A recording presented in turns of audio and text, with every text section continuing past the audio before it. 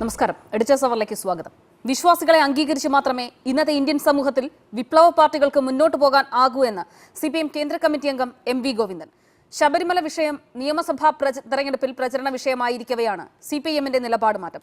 വൈരുദ്ധ്യാത്മക ഭൗതികവാദം നിലവിൽ പ്രായോഗികമല്ലെന്ന പ്രസ്താവന രാഷ്ട്രീയ ചർച്ചയായതോടെ MV ഗോവിന്ദൻ വിശദീകരണവുമായി രംഗത്തെത്തി. അതേസമയം ശബരിമല വിഷയത്തിൽ LDFനോടുള്ള പ്രതിപക്ഷത്തിന്റെ വെല്ലുവിളി തുടരുകയാണ്. ഇവിടെ നമ്മളെ സംബന്ധിച്ചിടത്തോളം ഈ കേരളത്തെ സംബന്ധിച്ച് ഇന്ത്യയെ സംബന്ധിച്ച് പറയുമ്പോൾ ഒരു കാര്യം ഞാൻ വ്യക്തമായിട്ട് പറയാം. വിശ്വാസികളെയും വിശ്വാസത്തിന് അടിസ്ഥാനമായിട്ടുള്ള ദൈവികമായ സങ്കല്പങ്ങളെയും എല്ലാം തള്ളിപ്പറഞ്ഞുകൊണ്ട് വൈരുദ്ധ്യാത്മക ഭൗതികവാദമെന്ന ദാർശനിക പ്രപഞ്ചത്തെ ഇന്നത്തെ ഈ ഫ്യൂഡൽ പശ്ചാത്തലത്തിൽ നിർത്തി ബദലായി മുന്നോട്ടേക്ക് പോകാനാവുമെന്ന് പറയുന്നത് തെറ്റ്. നിയമസഭാ തെരഞ്ഞെടുപ്പിൽ UDF ശബരിമല വിഷയം ഉയർത്തി മുന്നോട്ട് പോകുമ്പോഴാണ് CPIMന്റെ ഈ നിലപാട് മാറ്റം. പ്രസ്താവനയിൽ രാഷ്ട്രീയ ചർച്ച മുറുകിയതോടെ MV ഗോവിന്ദന്റെ വിശദീകരണവും എത്തി. പ്രസ്താവനയിൽ ഉറച്ചു നിൽക്കുന്നെന്നും പാർട്ടി നിലപാടാണ് താൻ പറഞ്ഞതെന്നും അദ്ദേഹം വ്യക്തമാക്കി. ശബരിമലയിൽ വിധി വന്ന ശേഷം എല്ലാ വിഭാഗങ്ങളുമായി ആലോചിച്ച് തുടർ നിലപാട് സ്വീകരിക്കുമെന്നും വിശദീകരണം. പഴയതും പുതിയതൊക്കെ ഉണ്ടാവും. അന്നേരം സുപ്രീം കോടതിയുടെ വിധി വന്ന സമയമല്ലേ? ഇപ്പൊ സുപ്രീം കോടതി നിലവിലുണ്ടാ? അല്ലല്ല, വെറുതെ പറഞ്ഞു പോണ്ട. ഇപ്പൊ സുപ്രീം കോടതിയുടെ വിധി നിലവിലുണ്ടോ? അതെ, അപ്പൊ സ്വാഭാവികമായിട്ടും അതെ. അപ്പൊ വിശാല ബെഞ്ചിന്റെ വിധി വരട്ടെ. ആ വിധി വന്നതിന് ശേഷം എല്ലാവരുമായിട്ട് ചർച്ച ചെയ്ത് ആവശ്യമായ നിലപാട് സ്വീകരിക്കും. അതേസമയം ശബരിമലയിൽ CPIMന് മുന്നിൽ ശക്തമായ സമ്മർദ്ദം തീർക്കുകയാണ് മറുവശത്ത് UDF. ശബരിമലയിൽ നിലപാട് തെറ്റിയെന്ന് പരസ്യമായി സമ്മതിക്കാൻ തയ്യാറുണ്ടോ എന്നാണ് ചെന്നിത്തലയുടെ വെല്ലുവിളി. രാഷ്ട്രീയ ലാഭത്തിന് ഏതടവു നയവും സ്വീകരിക്കാമെന്ന തന്ത്രമാണ് ശബരിമലയിൽ CPM സ്വീകരിച്ചതെന്ന് KPCC അധ്യക്ഷനും കുറ്റപ്പെടുത്തി. വൈരുദ്ധ്യാത്മിക ഭൗതികവാദത്തിന് പ്രസക്തിയില്ല എന്ന് അദ്ദേഹം പറഞ്ഞത് ശരിയാണ്, വളരെ ശരിയാണ് അദ്ദേഹം പറഞ്ഞത്. കാരണം കേരളത്തിലെ കമ്മ്യൂണിസ്റ്റ് പാർട്ടിയുടെ പ്രവർത്തന ശൈലി നോക്കിയാൽ തന്നെ അവർ കമ്മ്യൂണിസ്റ്റ് പാർട്ടിയും കടലാടിയും തമ്മിലുള്ള ബന്ധമാണെന്ന് വ്യക്തമാകും. ഒരു ബന്ധവുമില്ല. അവരുടെ പ്രവർത്തന ശൈലി നിങ്ങൾ പരിശോധിക്കുക. ഒരു കമ്മ്യൂണിസ്റ്റ് ഗവൺമെന്റ് ചെയ്യേണ്ട കാര്യങ്ങളാണോ ഇത് ചെയ്തുകൊണ്ടിരിക്കുന്നത്? CPIM നിലപാട് മാറ്റുകയാണെന്നും വിശ്വാസികളുടെ ആത്മാർത്ഥതയുണ്ടെങ്കിൽ തെറ്റ് സർക്കാർ പരസ്യമായി ഏറ്റുപറയണമെന്നും BJP അധ്യക്ഷൻ K സുരേന്ദ്രനും ആവശ്യപ്പെട്ടു. ശബരിമല വിഷയത്തിൽ നിലപാട് മാറ്റിയെന്ന് പറയുന്നവർ പരസ്യമായി അത് പറയാൻ തയ്യാറാവും. ഒരു പരസ്യ നിലപാട് ശബരിമലയുടെ കാര്യത്തിൽ സർക്കാർ ഞങ്ങൾ അന്നെടുത്ത നിലപാട് തെറ്റായി എന്നുള്ള കാര്യം നിങ്ങൾ പറയണം.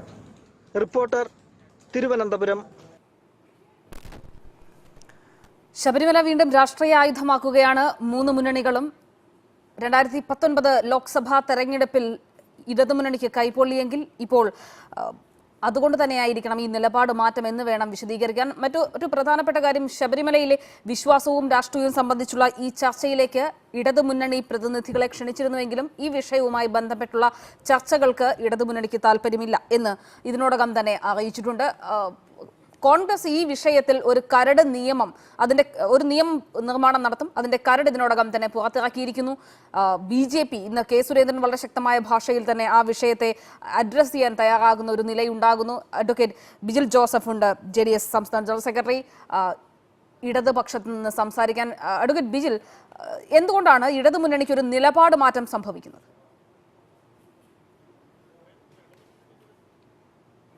ഞാൻ കരുതുന്നില്ല.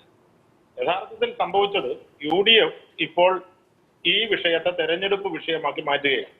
അതിനോട് ഇടതുപക്ഷ ജനാധിപത്യ മുന്നണിക്ക് യോജിപ്പില്ല എന്നുള്ളതാണ് നിങ്ങൾ കാണേണ്ടത്. നമുക്കറിയാമല്ലോ, ഇപ്പോ സുപ്രീം കോടതിയുടെ പരിഗണനയിലിരിക്കുന്ന പ്രധാനപ്പെട്ട ഒരു കേസാണ്. സുപ്രീം കോടതി ശബരിമല വിഷയത്തിൽ സ്ത്രീ പ്രവേശനവുമായി ബന്ധപ്പെട്ട് അതിന്റെ ഭരണഘടനാ ബെഞ്ച് ഒരു വിധി പറഞ്ഞു. ആ വിധി പറഞ്ഞ് അത് നടപ്പാക്കണം എന്നുള്ള കർശനമായ നിർദ്ദേശം സർക്കാരിലേക്ക് വന്നപ്പോൾ സർക്കാർ നടപ്പാക്കുന്നതിനുള്ള നിലപാടെടുത്തു. അത് ഇടതുപക്ഷ ജനാധിപത്യ മുന്നണി എന്നുള്ള നിലയിലല്ല. ഭരണഘടനാപരമായി നമ്മുടെ രാജ്യത്ത് നിലനിൽക്കുന്ന നിയമങ്ങൾ അനുസരിച്ച് സുപ്രീം കോടതിയുടെ വിധി അന്തിമമായി രാജ്യത്തെ നിയമമാണ്. ആ നിയമം നടപ്പാക്കുവാനുള്ള ഉത്തരവാദിത്തം ഭരണഘടനാപരമായി സംസ്ഥാന ഗവൺമെന്റുകൾക്കും കേന്ദ്ര ഗവൺമെന്റിനുമുണ്ട്. ആ നിലയിൽ ഒരു ഗവൺമെന്റ് എന്നുള്ള നിലയിൽ ഗവൺമെന്റ് എടുത്ത തീരുമാനമായിരുന്നു അന്ന്. അതിനെതിരായി വ്യാപകമായ രാഷ്ട്രീയ സമരം സംഘടിപ്പിക്കാൻ UDFും BJPയും തയ്യാറായി. യഥാർത്ഥത്തിൽ കോടതി വിധിയുടെ പേരിൽ ഇടതുപക്ഷ ജനാധിപത്യ മുന്നണിയുടെ സർക്കാരിനെ കടന്നാക്രമിക്കാനും അതിലൂടെ രാഷ്ട്രീയ നേട്ടമുണ്ടാക്കാനുമുള്ള ശ്രമമാണ് ഉണ്ടായത്. ആ വിധിക്കെതിരായി പിന്നീട് ഒരു പുനഃപരിശോധനാ ഹർജി സുപ്രീം കോടതിയുടെ പരിഗണനയിൽ വന്നു. ഒരു വിശാല ബെഞ്ചിന്റെ, അതായത് കൂടുതൽ വിധി പറഞ്ഞ ബെഞ്ചിനേക്കാൾ കൂടുതലായി ഭരണഘടനാ ബെഞ്ചിന്റെ പരിഗണനയ്ക്കായി വിഷയം വിടുകയും ചെയ്തു.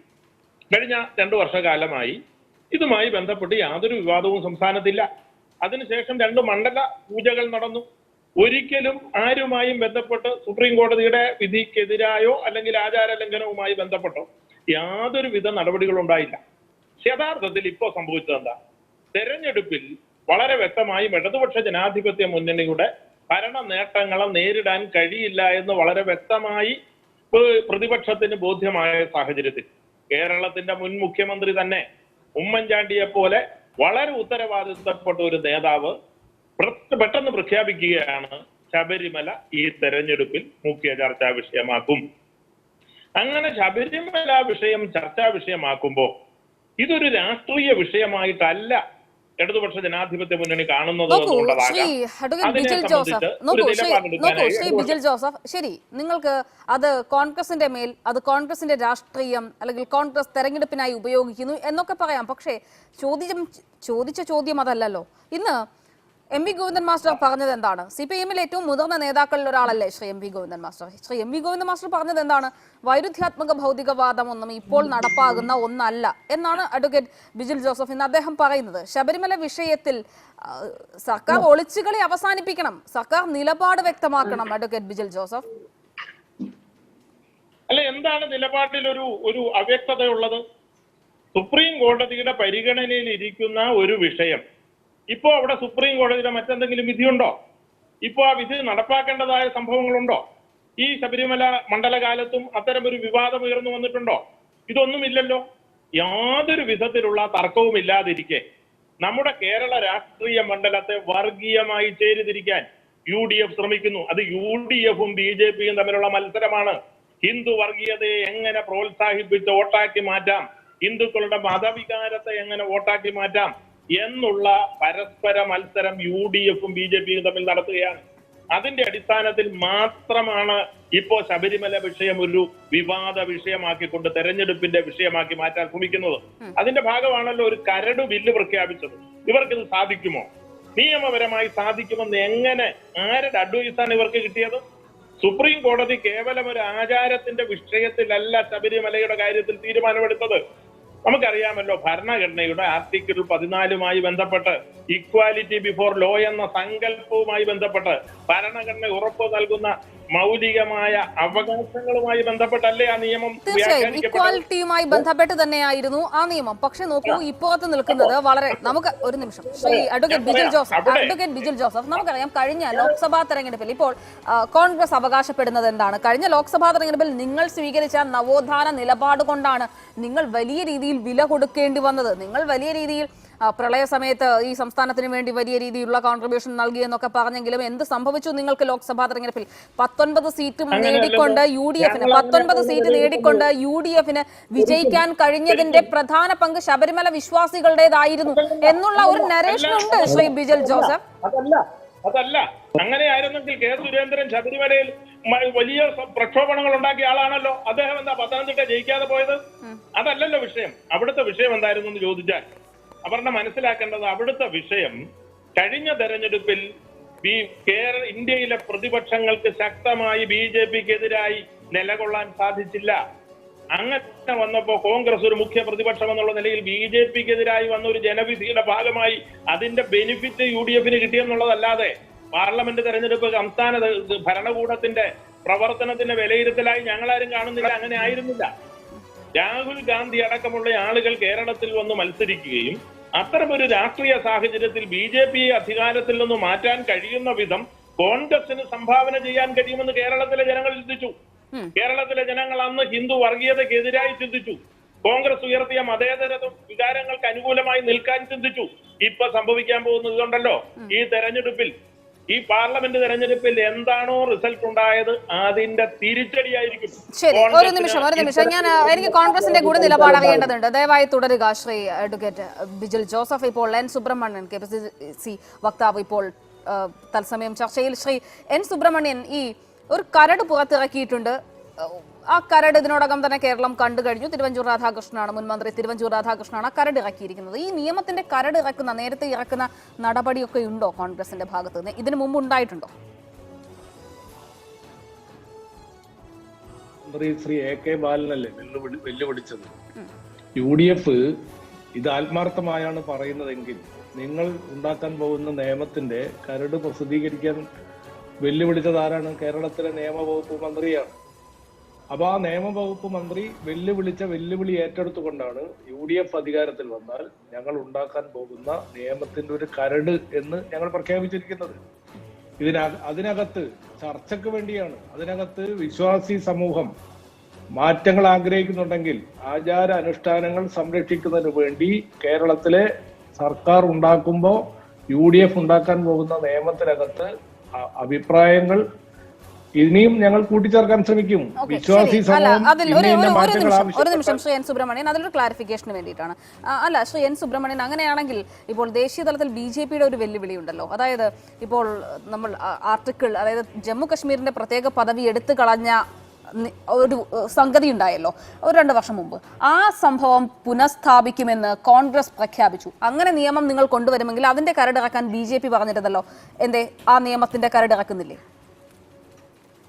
ഇതിപ്പോ അടുത്ത പാർലമെന്റ് തെരഞ്ഞെടുപ്പിലല്ലേ നമ്മൾ ആലോചിക്കേണ്ടത്, ഇപ്പോഴല്ലോ. അതായത് അപ്പൊ തെരഞ്ഞെടുപ്പ് മുന്നിൽ നിർത്തി തന്നെയാണ് ഈ കരട് ഇറക്കിയിരിക്കുന്നത് അല്ലേ? അല്ലല്ല. നമുക്ക് ഇപ്പൊ ഒരു നിയമം നിർമ്മാണം പാർലമെന്റിൽ കോൺഗ്രസ് വിചാരിച്ചാൽ ഉണ്ടാക്കാൻ സാധ്യമല്ലല്ലോ. ഞങ്ങൾ അടുത്ത പാർലമെന്റ് തെരഞ്ഞെടുപ്പിൽ മത്സരിക്കുമ്പോൾ അങ്ങനെ ജനങ്ങൾ ആവശ്യപ്പെട്ടാൽ, അല്ലെങ്കിൽ പ്രതിപക്ഷം ഇന്നത്തെ ഭരണകക്ഷി ആവശ്യപ്പെട്ടാൽ, ഞങ്ങൾ അധികാരത്തിൽ വന്നാൽ ജമ്മു കാശ്മീരിന്റെ പഴയ പദവി തിരിച്ചു കൊണ്ടുവരുന്ന കാര്യത്തിലുള്ള നിയമനിർമ്മാണത്തിന് ഞങ്ങൾ സന്നദ്ധരാണ് എന്ന് പ്രഖ്യാപിക്കുന്ന ആവശ്യമെങ്കിൽ അതിന്റെ കരട് ഞങ്ങൾ പ്രഖ്യാപിക്കും. ഇപ്പോ AK ബാലൻ വെല്ലുവിളിച്ചത് കൊണ്ടാണ് ഞങ്ങൾ പ്രഖ്യാപിച്ചത്. നേരത്തെ ഒരു കീഴ്വഴക്കം ഇത്തരം കാര്യങ്ങളിലില്ല. പക്ഷേ AK ബാലന്റെ വെല്ലുവിളി ഞങ്ങൾ സ്വീകരിച്ചു. ഇത് മാത്രമല്ല, നമ്മളിപ്പോ പബ്ലിക് സർവീസ് കമ്മീഷൻ കേരളത്തിൽ ഇപ്പം നാടെമ്പാടും ബന്ധു നിയമനങ്ങളും ആശ്രിത നിയമനങ്ങളും നടന്നുകൊണ്ടിരിക്കുകയാണല്ലോ. അതൊരു വലിയ ചർച്ചയാണ്. ആ ചർച്ച കേരളത്തിലെ ലക്ഷക്കണക്കിന് യുവാക്കളെ ബാധിക്കുന്ന PSCയെ നോക്കുകുത്തിയാക്കി മന്ത്രിമാരും ബന്ധുക്കളും കൂട്ടത്തോടെ അവരുടെ പാർശ്വവർത്തികളെയും കേരളത്തിലെ സർക്കാർ സർവീസിൽ പിൻവാതിലിലൂടെ നിയമിക്കുന്നതിനെതിരായി PSCയെ സംരക്ഷിക്കുന്നതിന് വേണ്ടി, രാജ്യത്തെ ചെറുപ്പക്കാരുടെ അവകാശങ്ങൾ സംരക്ഷിക്കുന്നതിന് വേണ്ടി ഞങ്ങൾ ആവശ്യമായ നിയമനിർമ്മാണം അധികാരത്തിൽ വന്നാൽ നടപ്പാക്കും എന്ന് പ്രഖ്യാപിച്ചുകൊണ്ട് അത്തരമൊരു കരടും കൂടി ഞങ്ങൾ പ്രഖ്യാപിച്ചിട്ടുണ്ട്. അതെന്താ നിങ്ങൾ മനസ്സിലാക്കുന്നത്? ഇത് മാത്രമല്ല, ഞങ്ങൾ അധികാരത്തിൽ വന്നാൽ ഇത്തരം കാര്യങ്ങളിലൊക്കെ വ്യക്തത ഞങ്ങൾക്കുണ്ടാകും. ഈ കാര്യം ഐക്യജനാധിപത്യ മുന്നണി അധികാരത്തിൽ വന്നാൽ ആദ്യം നടപ്പാക്കാൻ പോകുന്ന നിയമം, കേരളത്തിൽ ഐക്യജനാധിപത്യ മുന്നണിക്ക് ഭൂരിപക്ഷം കിട്ടിയാൽ നിയമസഭക്കകത്ത് ആദ്യം അവതരിപ്പിക്കാൻ പോകുന്ന നിയമം ശബരിമല വിശ്വാസികളുടെ സംരക്ഷണം ഉറപ്പാക്കുന്ന നിയമമായിരിക്കും എന്ന കാര്യത്തിൽ ഒരു തർക്കമൊന്നും. ശരി, അതിന്റെ നിയമസാധ്യതകളെ കുറിച്ച് നമുക്ക് പരിശോധിക്കാം ഈ ചർച്ചയിൽ. ശരി, ദയവായി തുടരുക ശ്രീ എൻ സുബ്രഹ്മണ്യൻ. ശ്രീ രാഹുൽ ഈശ്വർ, നോക്കൂ, ശബരിമലയിൽ ഇപ്പോൾ നടക്കുന്ന ശബരിമലയുമായി ബന്ധപ്പെട്ട് ഒരു ഇടവേളയ്ക്ക് ശേഷം ശബരിമല, അയ്യപ്പൻ, ഒപ്പം തന്നെ ആചാര സംരക്ഷണം ഒക്കെ തന്നെയും വലിയ രീതിയിൽ വീണ്ടും ഒരു ഇടവേളയ്ക്ക് ശേഷം ചർച്ചയാവുകയാണ്. ശ്രീ രാഹുൽ ഈശ്വർ, വിശ്വാസമാണോ രാഷ്ട്രീയമാണോ ശ്രീ രാഹുൽ ഈശ്വർ ഇവരുടെയൊക്കെ ലക്ഷ്യം? വിശ്വാസം തന്നെയാണ്. എല്ലാ കാര്യങ്ങൾക്കും രാഷ്ട്രീയത്തിൽ ഒരു തലമുള്ളതുപോലെ, രാഷ്ട്ര നിർമ്മാണത്തിന്റെ ഭാഗമാകുന്നത് പോലെ ഇതും വന്നേക്കാം. പക്ഷേ അടിസ്ഥാനപരമായി ആദ്യം മുതലേ കുറച്ചുപേരെ ഉണ്ടായിരുന്നുണ്ടെങ്കിലും ഞങ്ങളുടെ വിശ്വാസികളോടൊപ്പം കോൺഗ്രസിൽ നിന്ന് പ്രയാർ ഗോപാലകൃഷ്ണൻ, ശ്രീ അജയ് തറയിൽ സാറ്, പ്രയാർ സാറ്, രമേശ് ചെന്നിത്തലജി, അല്ലെങ്കിൽ ശ്രീ ഉമ്മൻചാണ്ടി സാർ അടക്കം വളരെ ശക്തമായ നിലനിന്നിരുന്നു. BJPയിൽ നിന്ന് ശ്രീ കുമ്മനം ചേട്ടൻ, ശ്രീ സുരേഷ് ഗോപി അടക്കമുള്ളവർ ശക്തമായ വിശ്വാസികളെ പിന്തുണച്ചിരുന്നു. ഇതിൽ ഞങ്ങൾ വിശ്വാസികൾക്ക് എന്ത് രാഷ്ട്രീയമാണ്? ഒരു രാഷ്ട്രീയവുമില്ല. എന്തിന് CPMലെ ഏറ്റവും നല്ല നേതാക്കളിൽ ഒരാളായ പത്മകുമാർ സാർ ഏറ്റവും ശബരിമലക്കെതിരെ വിധി വന്നപ്പോൾ വിഷമിച്ചൊരു വ്യക്തിയാണ്. ഞങ്ങളെ അടക്കം ഒരുപാട് സപ്പോർട്ട് ചെയ്തിട്ടുള്ളവരാണ്. CPMന്റെ പത്തനംതിട്ട ജില്ലാ ഘടകം അടക്കം CPMലുള്ള ഒരുപാട് വിശ്വാസികൾ. കക്ഷി രാഷ്ട്രീയ ഭേദമന്യേ ജല്ലിക്കെട്ട് മോഡലിൽ നമുക്ക് ഒരു പള്ളിക്കെട്ട് നിയമം, അതാണ് ആവശ്യം. ജല്ലിക്കെട്ടിൽ BJP, Congress, CPM, ADMK, DMK പാർട്ടികൾ ഒരുമിച്ച് നിന്ന് തമിഴ്നാടിന്റെ അഭിമാനമായി ജല്ലിക്കെട്ട് സംരക്ഷിച്ചതുപോലെ നമ്മുടെ പള്ളിക്കെട്ട് സംരക്ഷിക്കാൻ ഒരു ഓർഡിനൻസ് കൊണ്ടുവരുന്നു. വളരെ പോസിറ്റീവായ സ്റ്റെപ്പ് അല്ലേ? ഞങ്ങളുടെ അഭ്യർത്ഥന ഇത് BJP ഏറ്റെടുക്കണം. BJP തന്നെ ശക്തമായ നിലപാട് അനുകൂലമാണ്. ഇത് CPMലെ വിശ്വാസികളും കൂടി ഏറ്റെടുക്കണം. ഒത്തൊരുമിച്ച് കേരളത്തിന്റെ, ഇന്ത്യയുടെ നീതിന്യായ ചരിത്രത്തിൽ സുവർണ ലിപികളിൽ എഴുതാൻ പോകുന്ന ഒരു ഏടായിരിക്കും ഈ ഓർഡിനൻസ്. കേശവാനന്ദ ഭാരതി കേസിന് ശേഷം കേരളത്തിൽ നിന്നുണ്ടായ ഏറ്റവും ഏറ്റവും വലിയ ലീഗൽ ഇന്റർവെൻഷൻ ആയിട്ട് നമുക്കിതിനെ പറയാൻ കഴിയും. ആ രീതിയിൽ ആർട്ടിക്കിൾ 25 26 മൗലിക അവകാശങ്ങളെ സംരക്ഷിക്കുന്ന, ഇന്ത്യൻ ഭരണഘടനയെ സംരക്ഷിച്ചു നിർത്തുന്ന സ്വാമി അയ്യപ്പനെ പോലെ മതസൗഹാർദ്ദത്തിന്റെയും ബഹുസ്വരതയുടെയും ഏറ്റവും വലിയ കേന്ദ്രങ്ങളിൽ ഒന്നുകൂടിയായ ഹിന്ദു ക്ഷേത്രം ഇന്ത്യക്ക് തന്നെ മാർഗം കാണിക്കുന്ന വലിയൊരു മൊമെന്റ് അല്ലേ? നമ്മൾ മലയാളി എന്ന രീതിയിൽ നമ്മൾ അഭിമാനിക്കുകയല്ലേ വേണ്ടത്? തമിഴ്നാട്ടിൽ ജല്ലിക്കെട്ടുകാർ ഒരുമിച്ച് അല്ലെങ്കിൽ തമിഴന്മാർ ഒരുമിച്ച് നിന്നതുപോലെ നമ്മൾ മലയാളികൾ ഒരുമിച്ച് സംരക്ഷിക്കണം. അവരെ ഒന്ന് ആലോചിച്ച് നോക്കൂ. ശബരിമല തമിഴ്നാട്ടിലാണെങ്കിൽ ഞങ്ങൾക്കൊക്കെ ഇത്രയും കിടന്ന് നിലവിളിക്കേണ്ടി വരുമായിരുന്നോ? തമിഴന്മാർ അതിനെ കണ്ണിലെ കൃഷ്ണമുരി പോലെ കാക്കില്ലേ? കേരളത്തിലേക്ക് 10-10,000 കോടി രൂപ എല്ലാ വർഷവും വരുമാനം വരുന്ന 3.5 കോടി മലയാളികളുള്ള കേരളത്തിൽ 4.5 കോടിയിലേറെ ആൾക്കാർ വരുന്ന തിരുവിതാംകൂർ ദേവസ്വം ബോർഡിനെ താങ്ങി നിർത്തുന്ന ശബരിമല എന്ന മഹാക്ഷേത്രത്തിന് അനുകൂലമായി ഒരു ഓർഡിനൻസ് കൊണ്ടുവരുന്നത് ശബരിമലയ്ക്ക് വേണ്ടി മാത്രമല്ല, എല്ലാ അമ്പലങ്ങൾക്കും പള്ളികൾക്കും വേണ്ടി ആർട്ടിക്കിൾ 25 26 ശക്തിപ്പെടുത്താനുള്ള ഒരു കാര്യമാകും. അത് ലീഗലി പോസിബിളുമാണ്. കാര്യം ജല്ലിക്കെട്ടിന്റെ കാര്യത്തിൽ നമ്മളത് കാണുകയും ചെയ്തു. പിന്നെ ആർക്കാ പ്രശ്നം? ശരി, ആകട്ടെ. ശ്രീ എ സജീവൻ, ഇതിപ്പോൾ തെരഞ്ഞെടുപ്പ് അടുത്തിരിക്കുന്നു. ഭരണമാറ്റം, ഭരണ തുടർച്ച, ഇങ്ങനെ രണ്ട് മുന്നണികളും രണ്ട് പ്രതീക്ഷകൾ വെച്ച് പുലർത്തുന്ന ഒരു സ്ഥിതിയുണ്ട്. പക്ഷേ അതിനിടയിലാണ് ഇപ്പോൾ ശബരിമല വീണ്ടും ഉയർന്നു വന്നിരിക്കുന്നത്. രാഷ്ട്രീയമല്ലേ ശ്രീ എ സജീവൻ? ഇതിൽ തീർച്ചയായും രാഷ്ട്രീയം തന്നെയാണുള്ളത്. ഇതിൽ രാഷ്ട്രീയം ഉയർത്തുന്നതിൽ തെറ്റുമില്ല. അപ്പോൾ കോൺഗ്രസ് ഇങ്ങനെ ഒരു വാദം ഉന്നയിക്കുന്നു, അതിൽ തെറ്റില്ല. പക്ഷെ അത് സാധ്യമാണോ എന്നുള്ള ഒരു കാര്യമുണ്ട്. ഇപ്പൊ രാഹുൽ ഈശ്വർ ഇതിനെ ജല്ലിക്കെട്ടുമായിട്ട് താരതമ്യപ്പെടുത്തി പറഞ്ഞു. ജല്ലിക്കെട്ട് പോലെയല്ല ഈ പ്രശ്നം. ഈ പ്രശ്നം സുപ്രീം കോടതിയുടെ 5 അംഗ ബെഞ്ച് എടുത്തിരുന്നത് ഇത് ഭരണഘടനാ പ്രശ്നമായിട്ടാണ്. അതല്ലാതെ ഇതൊരു വിശ്വാസ പ്രശ്നമായിട്ടല്ല, ആചാര പ്രശ്നമായിട്ടല്ല. ആ 5 അംഗ ഭരണഘടനാ ബെഞ്ചിന്റെ ഉത്തരവിനെ, വിധിയെ ഇതുവരെ വിശാല ബെഞ്ച് റദ്ദാക്കിയിട്ടില്ല. വിശാല ബെഞ്ചിന് ഇത് ഉൾപ്പെടെയുള്ള കാര്യങ്ങൾ, പല കാര്യങ്ങൾ അവർ ഒരുമിച്ച് എടുക്കുന്നുണ്ട്. അങ്ങനെ എടുക്കുമ്പോൾ അത് ഭരണഘടനാ പ്രശ്നമായിട്ട്, ഒരു കോൺസ്റ്റിറ്റ്യൂഷൻ പ്രശ്നമായിട്ട് എടുക്കുകയാണെങ്കിൽ അതിനെ തടയാൻ, അത് അങ്ങനെ ഒരു ഉത്തരവ് ഇറക്കിയിട്ടുണ്ടെങ്കിൽ അത് റദ്ദാക്കാൻ ഒരിക്കലും സംസ്ഥാന സർക്കാരിന് കഴിയില്ല. അതൊരു പ്രശ്നമാണ്. അതല്ല ഇതൊരു ആചാര പ്രശ്നമായിട്ടാണ് എടുക്കുന്നതെങ്കിൽ അത് പ്രശ്നം ഉണ്ടാവില്ല. ആചാര പ്രശ്നമാണെങ്കിൽ സ്വാഭാവികമായിട്ടും അത് സംസ്ഥാന സർക്കാരിന് ഓർഡിനൻസോ നിയമമോ ഒക്കെ കൊണ്ടുവരാം. അതല്ലാതെ ഇപ്പൊ സുബ്രഹ്മണ്യൻ അവതരിപ്പിക്കുന്നതിന് ആർക്കും തടയാൻ പറ്റില്ല. അങ്ങനെ ഒരു സംഭവം അവതരിപ്പിക്കും. പക്ഷെ അതിന്റെ നിയമസാധുത എന്താണ്? ആ നിയമസാധുതയാണ് നോക്കേണ്ടത്. നിയമസാധുതയില്ലാത്ത ഒരു സംഭവം അവതരിപ്പിക്കുമെന്ന് പറയാം. ഇപ്പൊ തീർച്ചയായിട്ടും ഇതിൽ ഉള്ളൊരു കാര്യം എന്ന് പറയുന്നത് ഇത് രാഷ്ട്രീയ പ്രശ്നമാണ്. അതുകൊണ്ടാണല്ലോ ഈ ഐശ്വര്യ കേരള യാത്രയുടെ ആദ്യ ദിവസം തന്നെ പ്രഖ്യാപിക്കുകയായിരുന്നു. അന്ന് മുതൽ പ്രഖ്യാപിച്ച് തുടർച്ചയായിട്ട് UDFകാർ, ചെന്നിത്തല ഉൾപ്പെടെയുള്ള UDFകാർ ആവശ്യപ്പെടുന്നത് LDF മുഖ്യമന്ത്രി ഇതിൽ പ്രതികരിക്കണം എന്നുള്ളതാണ്. LDFന്റെ നിലപാട് വ്യക്തമാക്കണം. അതൊരു ട്രാപ്പാണ്. അത് രാഷ്ട്രീയ, അത് അവർ ഉന്നയിക്കുന്ന ട്രാപ്പ് തെറ്റുണ്ടെന്ന് എല്ലാം പറയുന്നത് പൊളിറ്റിക്കലി അവർ ജനങ്ങളുടെ മുമ്പിലാണ് പ്രശ്നം പറയുന്നത്. അതായത് പഴയതുപോലെ തന്നെ നിങ്ങൾ ഈ സംഭവത്തിൽ സ്ത്രീകൾ കയറേണ്ട എന്നാണോ നിങ്ങളുടെ നിലപാട് എന്ന ഒരു സംഭവം പറയിപ്പിച്ച് നേരത്തെ LDFകാർ ഒരു വലിയ ട്രാപ്പ് പുറത്തിട്ട് കൊടുത്തു. അതുകൊണ്ട് തന്നെ ആകണം ഇന്ന് ഈ വിഷയവുമായി ബന്ധപ്പെട്ട് CPM പ്രതിനിധികളെ ചർച്ചയ്ക്കായി ക്ഷണിച്ചപ്പോൾ അത് AKG സെന്ററിൽ നിന്ന് നൽകിയ വിവരം ഇത്തരത്തിൽ ഈ ഒരു ചർച്ചയിൽ CPM പ്രതിനിധികൾ ചർച്ചയിൽ പങ്കെടുക്കാനില്ല. അവർ ഈ വിഷയവുമായി ബന്ധപ്പെട്ട് ചർച്ചയ്ക്കില്ല. അതുമായി ബന്ധപ്പെട്ട യാതൊരു തരത്തിലുള്ള സംവാദങ്ങളുമായി മുന്നോട്ട് പോകാൻ CPM ആഗ്രഹിക്കുന്നില്ല എന്നൊരു മറുപടിയാണ് ശ്രീ സജീവൻ നൽകിയത്. അതായിരിക്കാം അവരുടെ സ്റ്റാൻഡ്. ശരി, ഞാൻ മടങ്ങിയെത്താം. ശ്രീ നോക്കൂ, ശ്രീ ബിജിൽ ജോസഫ്, ഈ വിഷയവുമായി ബന്ധപ്പെട്ട് നമുക്ക് അറിയാം CPM സ്വീകരിച്ചിരുന്ന ഒരു നിലപാട്, അല്ലെങ്കിൽ ഇടതു മുന്നണി സ്വീകരിച്ചിരുന്ന ഒരു നിലപാട്, നവോത്ഥാനം അതിലുണ്ടാകുന്നു, നവോത്ഥാനത്തെക്കുറിച്ച് വലിയ രീതിയിലുള്ള ചർച്ചകൾ നടക്കുന്നു, നവോത്ഥാന മുന്നേറ്റങ്ങളെക്കുറിച്ച് കേരളം ഇതുപോലെ ചർച്ച ചെയ്തൊരു വർഷം 2018-2019 കാലഘട്ടത്തെ പോലെ ഒരു വർഷം ഈ 2020-ാം നൂറ്റാണ്ടിൽ ഉണ്ടാവില്ല. അതുപോലെ ചർച്ചകൾ നടക്കുന്ന ഒരു കാലഘട്ടമായിരുന്നു 2018-2019. സർക്കാർ തന്നെ സ്പോൺസർ ചെയ്ത് നവോത്ഥാന മുന്നേറ്റങ്ങൾക്ക് വേണ്ടി നിരവധിയായ പരിപാടികളും ഈ സംസ്ഥാനത്ത് സംഘടിപ്പിക്കപ്പെട്ടു. പക്ഷേ 2019 നിയമസഭാ തെരഞ്ഞെടുപ്പിന്റെ 2019 ലോക്സഭാ തെരഞ്ഞെടുപ്പിന്റെ ഫലം വന്നപ്പോൾ കൈ പൊള്ളിയോ ഇടതു മുന്നണിക്ക് ഈ വിഷയവുമായി ബന്ധപ്പെട്ട്? അതുകൊണ്ടാണോ ഈ വിഷയത്തിൽ ഒന്ന് സ്ലോ ഡൗൺ ചെയ്യാൻ തീരുമാനിച്ചിരിക്കുന്നത്? രാഷ്ട്രീയ വിഷയമല്ലാത്തത് കൊണ്ടല്ലേ സുപ്രീം കോടതിയുടെ പരിഗണനയിലിരിക്കുന്ന ഒരു വിഷയം. ശ്രീ സജീവൻ യഥാർത്ഥത്തിൽ ശരിയായി ചൂണ്ടിക്കാണിച്ചതുപോലെ ഈ കോൺഗ്രസ് നടത്തുന്ന കരടുണ്ടല്ലോ, ഇതൊരു വലിയ തട്ടിപ്പാണ്. രാഷ്ട്രീയമായി ജനങ്ങളെ കബളിപ്പിച്ച് നിയമപരമായി ജനങ്ങളുടെ അജ്ഞതയെ വോട്ടാക്കി മാറ്റാൻ നടത്തുന്ന കപട ശ്രമത്തിന്റെ ഭാഗമായിട്ടാണ് ഞാനിതിനെ കാണുന്നത്. ഞാൻ വളരെ വ്യക്തമായി നേരത്തെ സൂചിപ്പിച്ചു, ഇതൊരു നിയമ പ്രശ്നമാണ് എന്നുള്ള നിലയിൽ, ഒരു അഭിഭാഷകൻ എന്നുള്ള നിലയിൽ ഞാനിത് രാഷ്ട്രീയമായി നിങ്ങൾ വിടുക. ഇതിനെ നിയമപരമായി വിലയിരുത്തിയാൽ സംഭവിക്കുന്നത്, ഞാൻ പ്രാക്ടീസ് ചെയ്യുന്ന ഒരു അഭിഭാഷകൻ, വളരെ കൃത്യമായി ഞാൻ പറയാം. നേരത്തെ ജല്ലിക്കെട്ടിനെയും പള്ളിക്കെട്ടും ജല്ലിക്കെട്ടും എന്ന് പറഞ്ഞൊരു ഉദാഹരണം, ഇതൊക്കെ വികാരപരമായി ജനങ്ങളെ തെറ്റിദ്ധരിപ്പിച്ചു വിടാനല്ലേ? അല്ലാതെ രാഹുൽ ഈശ്വറിന് ഇതിന്റെ ഭരണഘടനാപരമായ വിഷയമാണ് ഇതെന്ന് അറിയാൻ വയ്യാതെ അദ്ദേഹം പറഞ്ഞതാണെന്ന് ഞാൻ കരുതുന്നില്ല. സുബ്രഹ്മണ്യൻ ഇതിനെ ന്യായീകരിച്ചതും അതിന്റെ നിയമപരമായ ഒരു സാധുതയെക്കുറിച്ച് മനസ്സിലാക്കാതെയാണെന്ന് ഞാൻ ധരിക്കുന്നില്ല. യഥാർത്ഥത്തിൽ ഇത് ചർച്ചയാകുമ്പോൾ നിയമപരമായി സജീവൻ ചൂണ്ടിക്കാണിച്ചതിനോട് തന്നെയാണ് ഞാൻ 100% യോജിക്കാൻ ആഗ്രഹിക്കുന്നത്. ഭരണഘടനാപരമായി വ്യക്തികളെ പരസ്പരം വിവേചനം കാണിക്കാൻ പാടില്ല എന്ന നമ്മുടെ മൗലികാവകാശമായി ഭരണഘടന ഉറപ്പ് നൽകുന്ന വിവേചനത്തിനെതിരായി ഒരു വിധി എന്നുള്ള നിലയിലാണ് സുപ്രീം കോടതി ഇതിനെ കണ്ടത്. സുപ്രീം കോടതി വിധി പറയുമ്പോൾ അന്നത്തെ സർക്കാരിന്റെ മുന്നിൽ ഉണ്ടായിരുന്ന പ്രശ്നം എന്താ? സർക്കാരിന്റെ മുന്നിൽ ഉണ്ടായിരുന്ന പ്രശ്നം സർക്കാർ കോടതി വിധി നടപ്പാക്കുന്നോ ഇല്ലയോ എന്നുള്ളതായിരുന്നു.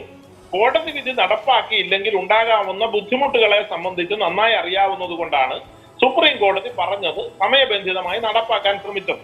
ഞാൻ അംഗീകരിക്കുന്നു, സ്വാഭാവികമായും വലിയ പ്രതിഷേധങ്ങൾ ഉയർന്നു വന്നു.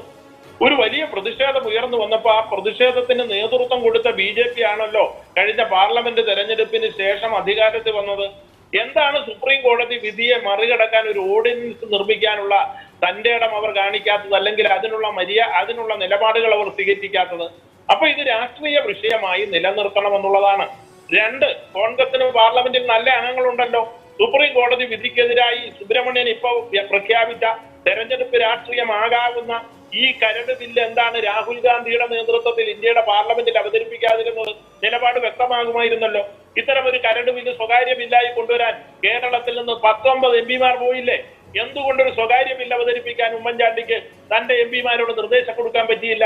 ഹിന്ദുക്കളായ രാജ്മോഹൻ ഉണ്ണിത്താൻ അടക്കമുള്ള ആളുകളൊക്കെ പാർലമെന്റിൽ പോയിട്ടുണ്ടല്ലോ. ഒരു സ്വകാര്യ ബില്ല് അവതരിപ്പിച്ചുകൊണ്ട് ഞങ്ങളുടെ നിലപാടിതാണെന്ന് പാർലമെന്റിൽ പറയാതിരുന്നത് എന്താ? അങ്ങനെ പറഞ്ഞിരുന്നെങ്കിൽ BJPയുടെ സ്വഭാവം മനസ്സിലാകുമായിരുന്നു, കോൺഗ്രസിന്റെ സ്വഭാവം മനസ്സിലാകുമായിരുന്നു. ഞങ്ങളെ സംബന്ധിച്ചിടത്തോളം കേരളത്തിന്റെ വിഷയത്തിൽ ഇടതുപക്ഷ ജനാധിപത്യ മുന്നണിക്ക് കേരളത്തിൽ ഒരൊറ്റ MP ഉള്ളൂ. അതുകൊണ്ട് തന്നെ പാർലമെന്റിൽ ഇത്തരം ഒരു വിഷയം അവതരിപ്പിക്കാനുള്ള പ്രായോഗികമായ ബുദ്ധിമുട്ട് ഞങ്ങൾക്കുണ്ട്. പക്ഷെ എന്തുകൊണ്ട് ചെയ്തില്ല? അപ്പൊ ഞാൻ പറഞ്ഞു വന്നത്, നിയമപരമായി നടപ്പാക്കാൻ കഴിയില്ല എന്നറിയുന്ന ഒരു വിഷയത്തെ സംബന്ധിച്ചിടത്തോളം ജല്ലിക്കെട്ട് പോലെയുള്ള ഒരു വിഷയമല്ലത്. മൃഗങ്ങളുടെ സംരക്ഷണവും അതിനോടുള്ള സുപ്രീം കോടതി ജല്ലിക്കെട്ട് വിഷയത്തിന് നിലപാടെടുത്തു. അതിനെതിരായിട്ടുള്ള ഒരു രാഷ്ട്രീയ സമരം കൊണ്ട് രൂപപ്പെട്ടു വന്നു. അതായിരുന്നോ ശബരിമല കേസിൽ സുപ്രീം കോടതി അഡ്രസ് ചെയ്ത നിയമപ്രശ്നം? ആയിരുന്നില്ലല്ലോ. അപ്പൊ ഇന്ത്യയുടെ ഭരണഘടനയ്ക്ക് വിരുദ്ധമായ ഒരു നിയമം അങ്ങ് നിർമ്മിച്ചാൽ അത് നിലനിൽക്കുമെന്നാണോ കരുതുന്നത്? അങ്ങനെ ഒരു നിയമം നിർമ്മിക്കപ്പെട്ടാൽ തന്നെ, ഞാൻ ഇതിന്റെ ആചാരപരമായ വശങ്ങളിലേക്ക് പോകുന്നില്ല, സുപ്രീം കോടതി എന്ത് തീരുമാനിച്ചാലും അത് നടപ്പാക്കുമെന്നുള്ള നിലപാടാണ് കേരളത്തിലെ സർക്കാർ എടുത്തത്. തീർച്ചയായും ശരി. സുപ്രീം കോടതിയുടെ തീരുമാനത്തിന് അനുസൃതമായി സംസ്ഥാന ഭരണകൂടം നിലപാട് സ്വീകരിച്ചു. ശരി, വരാം. ശ്രീ N. സുബ്രഹ്മണ്യൻ, നോക്കൂ, കഴിഞ്ഞ ദിവസം ആ കരട് നിയമം അല്ലെങ്കിൽ ആ നിയമത്തിന്റെ കരട് ഇങ്ങനെ വായിക്കുകയായിരുന്നു. നമ്മൾ മുന്നോട്ടാണ് ചലിച്ചുകൊണ്ടിരിക്കുന്നത് അല്ലെ? ഒരു പരിഷ്കൃത സമൂഹത്തിന് യോജിച്ചതാണ് എന്ന് കോൺഗ്രസ് ആത്മാർത്ഥമായി കരുതുന്നുണ്ടോ? രാഷ്ട്രീയം മാറ്റിവെക്കൂ നിങ്ങൾ. അതിനും അപ്പുറത്തേക്ക് കോൺഗ്രസ് കുറച്ചൊക്കെ പുരോഗമനപരമായി മതേതരമായി ചിന്തിക്കുന്ന ഒരു പാർട്ടിയാണല്ലോ. ആ കോൺഗ്രസ് എന്ന പാർട്ടി ആത്മാർത്ഥമായി വിചാരിക്കുന്നുണ്ടോ ഇതൊരു പരിഷ്കൃത സമൂഹത്തിന് ചേർന്ന കരടാണെന്ന്?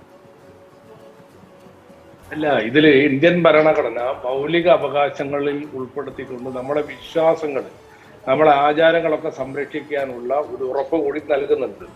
നമ്മൾ ഏത് പരിഷ്കൃത സമൂഹമാണെങ്കിലും നമ്മുടെ വിശ്വാസങ്ങളും ആചാരങ്ങളും ലക്ഷോപലക്ഷം വരുന്ന ആളുകൾ, കോടിക്കണക്കിന് ആളുകൾ, അവരുടെ വിശ്വാസത്തെ വ്രണപ്പെടുത്തുന്ന രീതിയിലുള്ള നിയമനിർമ്മാണങ്ങൾ നമ്മുടെ രാജ്യത്ത് ഉണ്ടാകാൻ പാടില്ല എന്ന് ആഗ്രഹിക്കുന്നുണ്ട്. അവരുടെ വിശ്വാസ പ്രമാണങ്ങൾക്കനുസരിച്ച് ജീവിക്കാനുള്ള അവകാശം നമ്മുടെ രാജ്യത്തുണ്ട്. ഞാൻ ചോദിക്കട്ടെ, ഈ വിധി ഉണ്ടായത് എങ്ങനെയാണ്?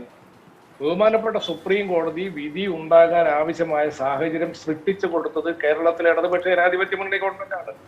ഉമ്മൻചാണ്ടി ഗവൺമെന്റ് നൽകിയ അഫിഡവിറ്റ് പിൻവലിച്ചുകൊണ്ട് ഇതിന് ആചാരങ്ങളെയോ അനുഷ്ഠാനങ്ങളെയോ ഇതുപോലുള്ള കാര്യങ്ങളെയോ അല്ല, നേരത്തെ ഇവിടെ പറഞ്ഞതുപോലെ സ്ത്രീ പുരുഷ വിവേചനത്തിന്റെ അടിസ്ഥാനത്തിൽ നോക്കിക്കാണണം എന്ന രീതിയിലേക്ക് അഫിഡവിറ്റ് സ്ത്രീക്ക് സമത്വം ഉണ്ടാകുന്ന രീതിയിൽ സ്ത്രീ പുരുഷ സമത്വം മുന്നിൽ വെച്ചുകൊണ്ടുള്ള ഒരു നിയമനിർമ്മാണമാണ് ഉണ്ടാകേണ്ടത് എന്ന് വരത്തക്ക രീതിയിലുള്ള ഒരു അഫിഡവിറ്റ് സുപ്രീം കോടതിയിൽ ഫയൽ ചെയ്തത് കൊണ്ടാണ് ഇത്തരമൊരു വിധി സുപ്രീം കോടതി പുറപ്പെടുവിക്കാൻ തയ്യാറായത്.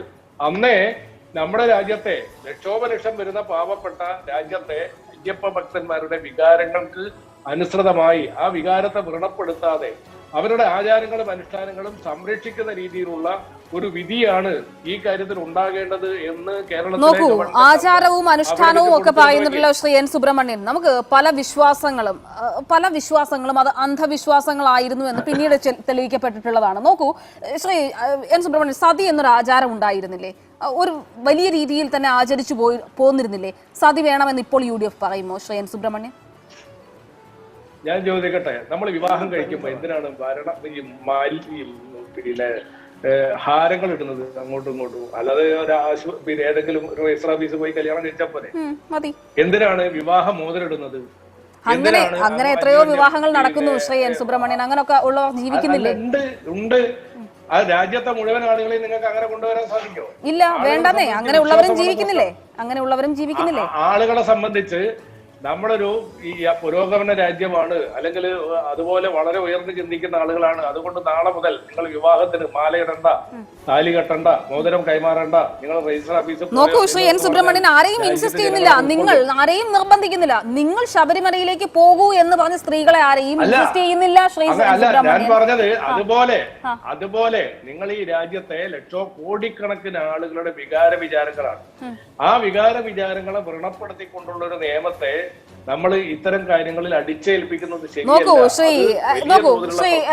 എൻ സുബ്രഹ്മണ്യൻ, ഇത്രേ ഉള്ളൂ. അതായത് ഇപ്പോൾ ഒരു വിവാഹം നടക്കുമ്പോൾ ഒരു പെൺകുട്ടി, പ്രത്യേകിച്ചും വിവാഹം കഴിഞ്ഞ ഒരു പെൺകുട്ടി നെറ്റിയിൽ സിന്ദൂരം തൊട്ടില്ലെങ്കിൽ, അവൾ താലി ധരിച്ചില്ലെങ്കിൽ, അതിലൊക്കെ അസ്വസ്ഥരാകുന്ന ഒരു വിഭാഗമുണ്ട്.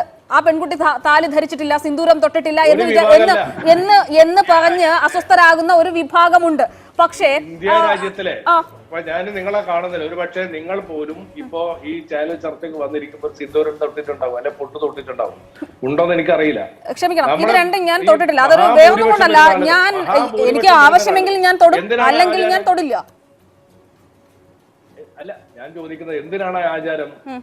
ഈ ആചാരം നമ്മൾ എന്തിനാണ് പിന്നെ കൊണ്ടാടുന്നത്, നമ്മൾ മുന്നോട്ട് കൊണ്ടുപോകുന്നത്?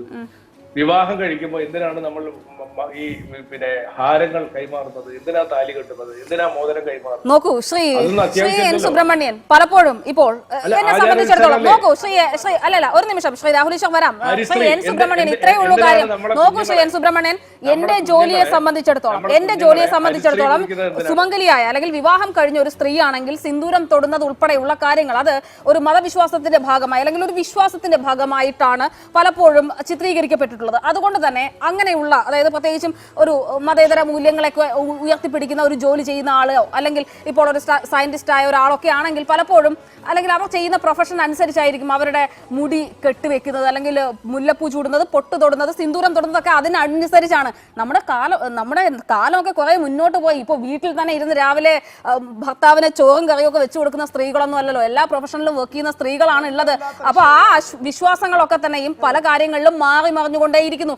താലി ധരിക്കാത്ത എത്രയോ, എന്റെ കൂടെ തന്നെ ജോലി ചെയ്യുന്നതിൽ എത്രയോ താലി ധരിക്കാത്ത സ്ത്രീകളുണ്ട്, വിവാഹിതരായ താലി ധരിക്കാത്ത സ്ത്രീകളുണ്ട്. ശ്രീ എൻ സുബ്രഹ്മണ്യൻ ഉണ്ട്, ഞാനത് നിഷേധിക്കുന്നില്ല. എന്നാൽ മഹാഭൂരിപക്ഷം വരുന്ന ആളുകൾ, ഞാൻ പറഞ്ഞത് ഇന്ത്യ രാജ്യത്തെ മഹാഭൂരിപക്ഷം ഏതാണ്ട് 80-90% വരുന്ന ആളുകൾ നിങ്ങൾ ഈ പറഞ്ഞ വിഭാഗത്തിലല്ല. ഒരു 5-10% ആളുകൾ പുരോഗമനവാദികളുണ്ട്. നമ്മൾ അവരെ എതിർക്കുന്നില്ല, അവർക്ക് അതിന് സ്വാതന്ത്ര്യമുണ്ട്, നമ്മളത് നിഷേധിക്കുന്നില്ല. പക്ഷേ മഹാഭൂരിപക്ഷം വരുന്ന ആളുകളുടെ വികാര വിചാരങ്ങളെ വ്രണപ്പെടുത്താൻ നമുക്ക് സാധിക്കോ? ഒരു ജനാധിപത്യ രാജ്യത്തെ സംബന്ധിച്ച് അവരുടെ വികാര വിചാരങ്ങളെ വ്രണപ്പെടുത്താതെ അവരുടെ ആചാര അനുഷ്ഠാനങ്ങളെ സംരക്ഷിക്കുക എന്നുള്ളതാണ് ഒരു പരിഷ്കൃത സമൂഹത്തില് ജനാധിപത്യ രാജ്യത്ത് സർക്കാരിനെ സംബന്ധിച്ച് അഭികാമ്യമായിട്ടുള്ളത്. അതുകൊണ്ടാണ് ഈ അയ്യപ്പ ഭക്തന്മാരുടെ വികാര വിചാരങ്ങളെ, വിശ്വാസ പ്രമാണങ്ങളെ സംരക്ഷിക്കുന്നത് രീതിയിലുള്ള നിയമനിർമ്മാണം ഉണ്ടാകണം എന്ന് നമ്മൾ ആവശ്യപ്പെടുന്നത്. അല്ലാതെ ശ്രീ രാഹുൽ ഈശ്വർ, താങ്കൾ നേരത്തെ പറഞ്ഞൊരു വാദമുണ്ടല്ലോ, അതായത് ജല്ലിക്കെട്ട് മോഡലാണ് കാര്യങ്ങളൊക്കെ എന്ന്. പക്ഷെ അതിനാണ് ഇപ്പോൾ ബിജിൽ ജോസഫ്, എ സജീവനും പറഞ്ഞ മറുപടി അത് ശരിയാണ്. അന്ന് 2018 ആ വിധി വരുമ്പോൾ അത് ലിംഗനീതിയിൽ ഊതിയുള്ള ഒരു വിധിയായിരുന്നു എന്നുള്ളത് ഞാനും താങ്കളും തന്നെ പല ചർച്ചകളിലും സംസാരിച്ചിട്ടുള്ളതാണ്. താങ്കൾ അത് എഗ്രി ചെയ്യാൻ തയ്യാറായിട്ടുള്ള ഒരാളുമല്ല. പക്ഷേ ലിംഗനീതിയിൽ ഊന്നിയുള്ള ഒരു വിധി തന്നെ ആയിരുന്നില്ല. ജല്ലിക്കെട്ടിന്റെ മോഡലിലാണോ താങ്കൾ ഇപ്പോൾ ഈ ശബരിമല വിധിയെ എല്ലാ കാലഘട്ടത്തിലും? അല്ല പറഞ്ഞ ദയവായി എനിക്ക് ഒരു മിനിറ്റ് തരണം.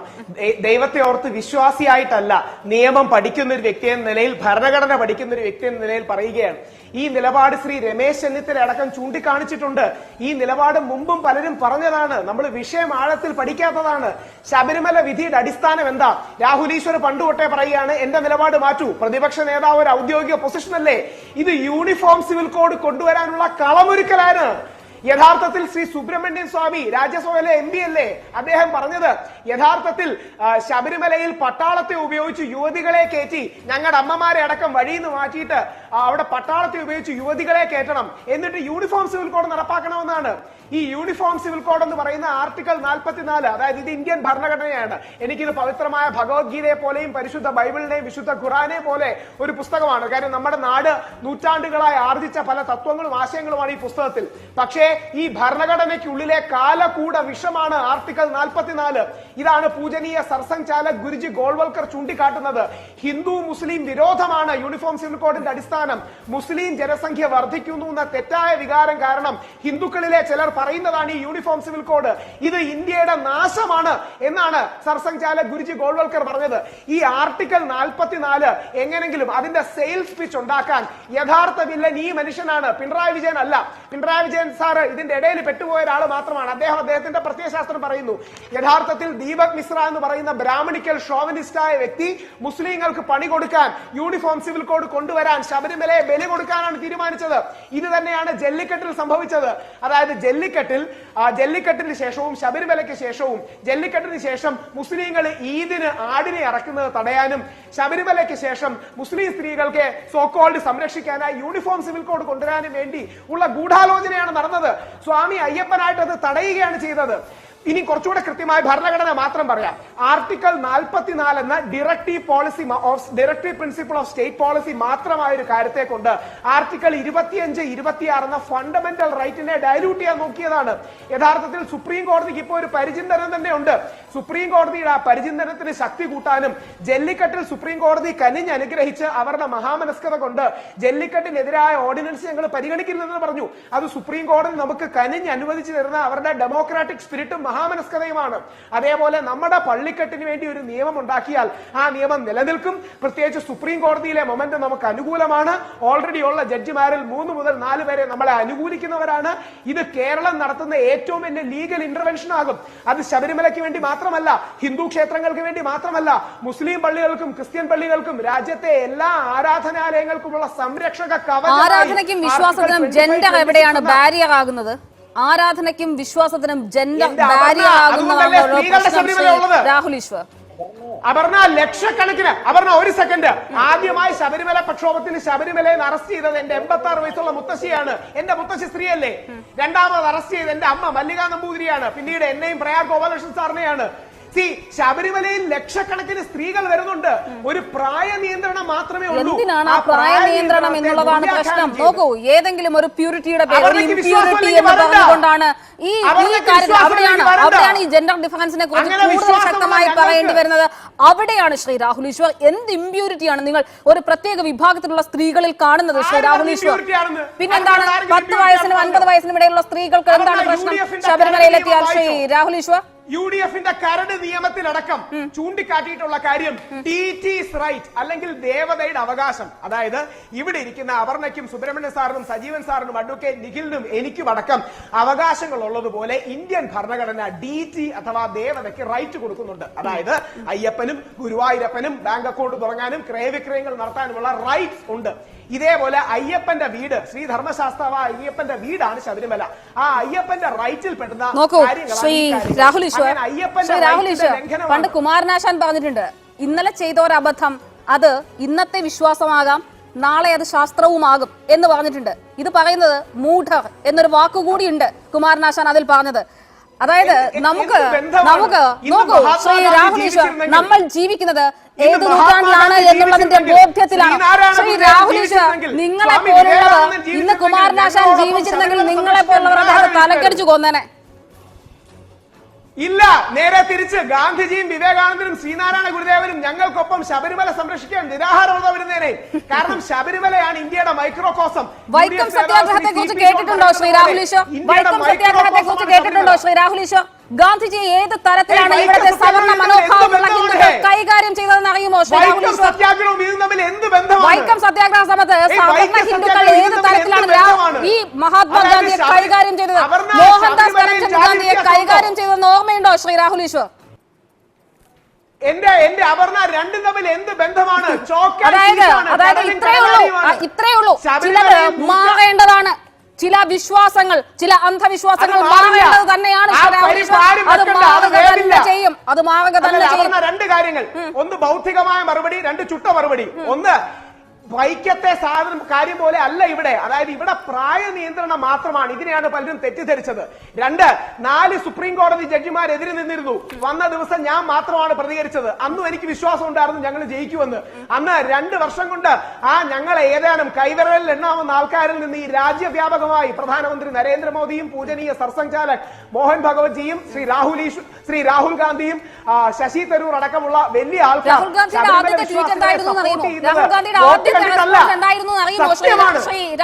രാഹുൽ ഗാന്ധിയുടെ എങ്ങനെ മാറാതിരിക്കും? സുബ്രഹ്മണ്യനെ പോലെ, രമേശ് ചെന്നിത്തലയെ പോലെ, മുല്ലപ്പള്ളി രാമചന്ദ്രനെ പോലുള്ളവരാണ് കേരളത്തിലുള്ള കോൺഗ്രസ് നേതാക്കൾ. എങ്ങനെ രാഹുൽ ഗാന്ധി മാറാതിരിക്കും ശ്രീ രാഹുൽ? അതുകൊണ്ട് ശ്രീ സുബ്രഹ്മണ്യ സാറിനെ അഭിനന്ദിക്കണം. കാര്യം പറഞ്ഞ് മനസ്സിലാക്കണ്ടേ, വിഷയം എന്താന്ന് മനസ്സിലാക്കണ്ടേ? അതാണ് കോൺഗ്രസിനും ഒരേ ശബ്ദമാണ് ഈ വിഷയത്തിൽ എന്നറിയുന്നത്. ഈ വിഷയം ശേഷമാണ് ഒരേ ശബ്ദത്തിൽ സംസാരിക്കുന്നത്. പലപ്പോഴും ഒരേ ശബ്ദത്തിൽ സംസാരിക്കുന്നത് ഇങ്ങനെയുള്ള വിഷയങ്ങൾ തന്നെയാണ്. എന്താണ് ഉള്ളിലുള്ള RSS മനോഭാവം എന്ന് കൃത്യമായി മനസ്സിലാവുന്ന സംഭവം തന്നെയാണ് ശ്രീ രാഹുൽ ഈശ്വർ. ഇതൊക്കെ CPM-ന്റെ മുതിർന്ന നേതാവ് പത്മകുമാർ സാർ കോൺഗ്രസ്സുകാരനാണോ? CPM-ന്റെ മുതിർന്ന നേതാവ് പത്മകുമാർ സാർ RSS-കാരനാണോ? ഗോവിന്ദ മാസ്റ്ററെ പോലെ, ശ്രീ AK ബാലനെ പോലുള്ളവർ ആദ്യം മുതലേ ഒരു മൃദു സമീപനം സ്വീകരിച്ചു. അവരെല്ലാം വേറെ പാർട്ടിക്കാരാണ്. ഇതൊക്കെ പൊളിറ്റിക്കലാണല്ലോ. ഇപ്പോൾ ഈ നടക്കുന്നത് മുഴുവൻ പൊളിറ്റിക്കലാണ് എന്നുള്ളത് ഏത് കൊച്ചു കുഞ്ഞിനും അറിയാം. ശ്രീ രാഹുൽ ഈശ്വർ ആദ്യം പറഞ്ഞൊരു വിശ്വാസത്തിന്റെ നിഷ്കളങ്കതയുണ്ടല്ലോ. ഇതൊന്നും രാഷ്ട്രീയമല്ല, വിശ്വാസത്തിന്റെ ഭാഗമാണ് എന്ന് പറഞ്ഞ നിഷ്കളങ്കതയുണ്ടല്ലോ. അത് നിന്നല്ലോ. ഇനി ഇത് രാഷ്ട്രീയമാണ്. ഞങ്ങൾ പറയുന്നതാണ് സ്പിരിച്വൽ, അപർണ പറയുന്നതാണ് പൊളിറ്റിക്കൽ. ഇപ്പോൾ ഇവിടെ നടക്കുന്നത് പൊളിറ്റിക്കലാണ്. വരാൻ പോകുന്ന അസംബ്ലി തെരഞ്ഞെടുപ്പാണ്, അതിനെ ചൊല്ലിയാണ്. അയ്യപ്പന് ഈ 2018 മുതൽ 2019 ലോക്സഭാ തെരഞ്ഞെടുപ്പിന് ശേഷം ശബരിമലയ്ക്കും അയ്യപ്പനും ഒരു സ്വസ്ഥത ഉണ്ടായിരുന്നു. നിയമസഭാ തെരഞ്ഞെടുപ്പ് തുടങ്ങി, അദ്ദേഹത്തിന്റെ കാര്യത്തിൽ ഒരു തീരുമാനമായിട്ടുണ്ട്. ശ്രീ A സജീവൻ, നോക്കൂ, ഇത് കൃത്യമായ രാഷ്ട്രീയമല്ലെങ്കിൽ ശരി. വരാം ശ്രീ രാഹുൽ ഈശ്വർ, ചർച്ച കഴിയുന്നില്ലല്ലോ. രാഹുൽ ഈശ്വർ, ശ്രീ A സജീവൻ, ഇത് പൊളിറ്റിക്കൽ അല്ലെങ്കിൽ മറ്റെന്താണ് ശ്രീ A സജീവൻ? ആ വിഷയത്തിലേക്ക് വരാം. അപ്പൊ രാഹുൽ ഈശ്വർ പറഞ്ഞതും സുബ്രഹ്മണ്യം പറഞ്ഞതൊക്കെ അവരുടെ വിശ്വാസം, അല്ലെങ്കിൽ അത് അവരുടെ നിലപാട്. ആ നിലപാട് തെറ്റൊന്നും ഞാൻ പറയുന്നില്ല.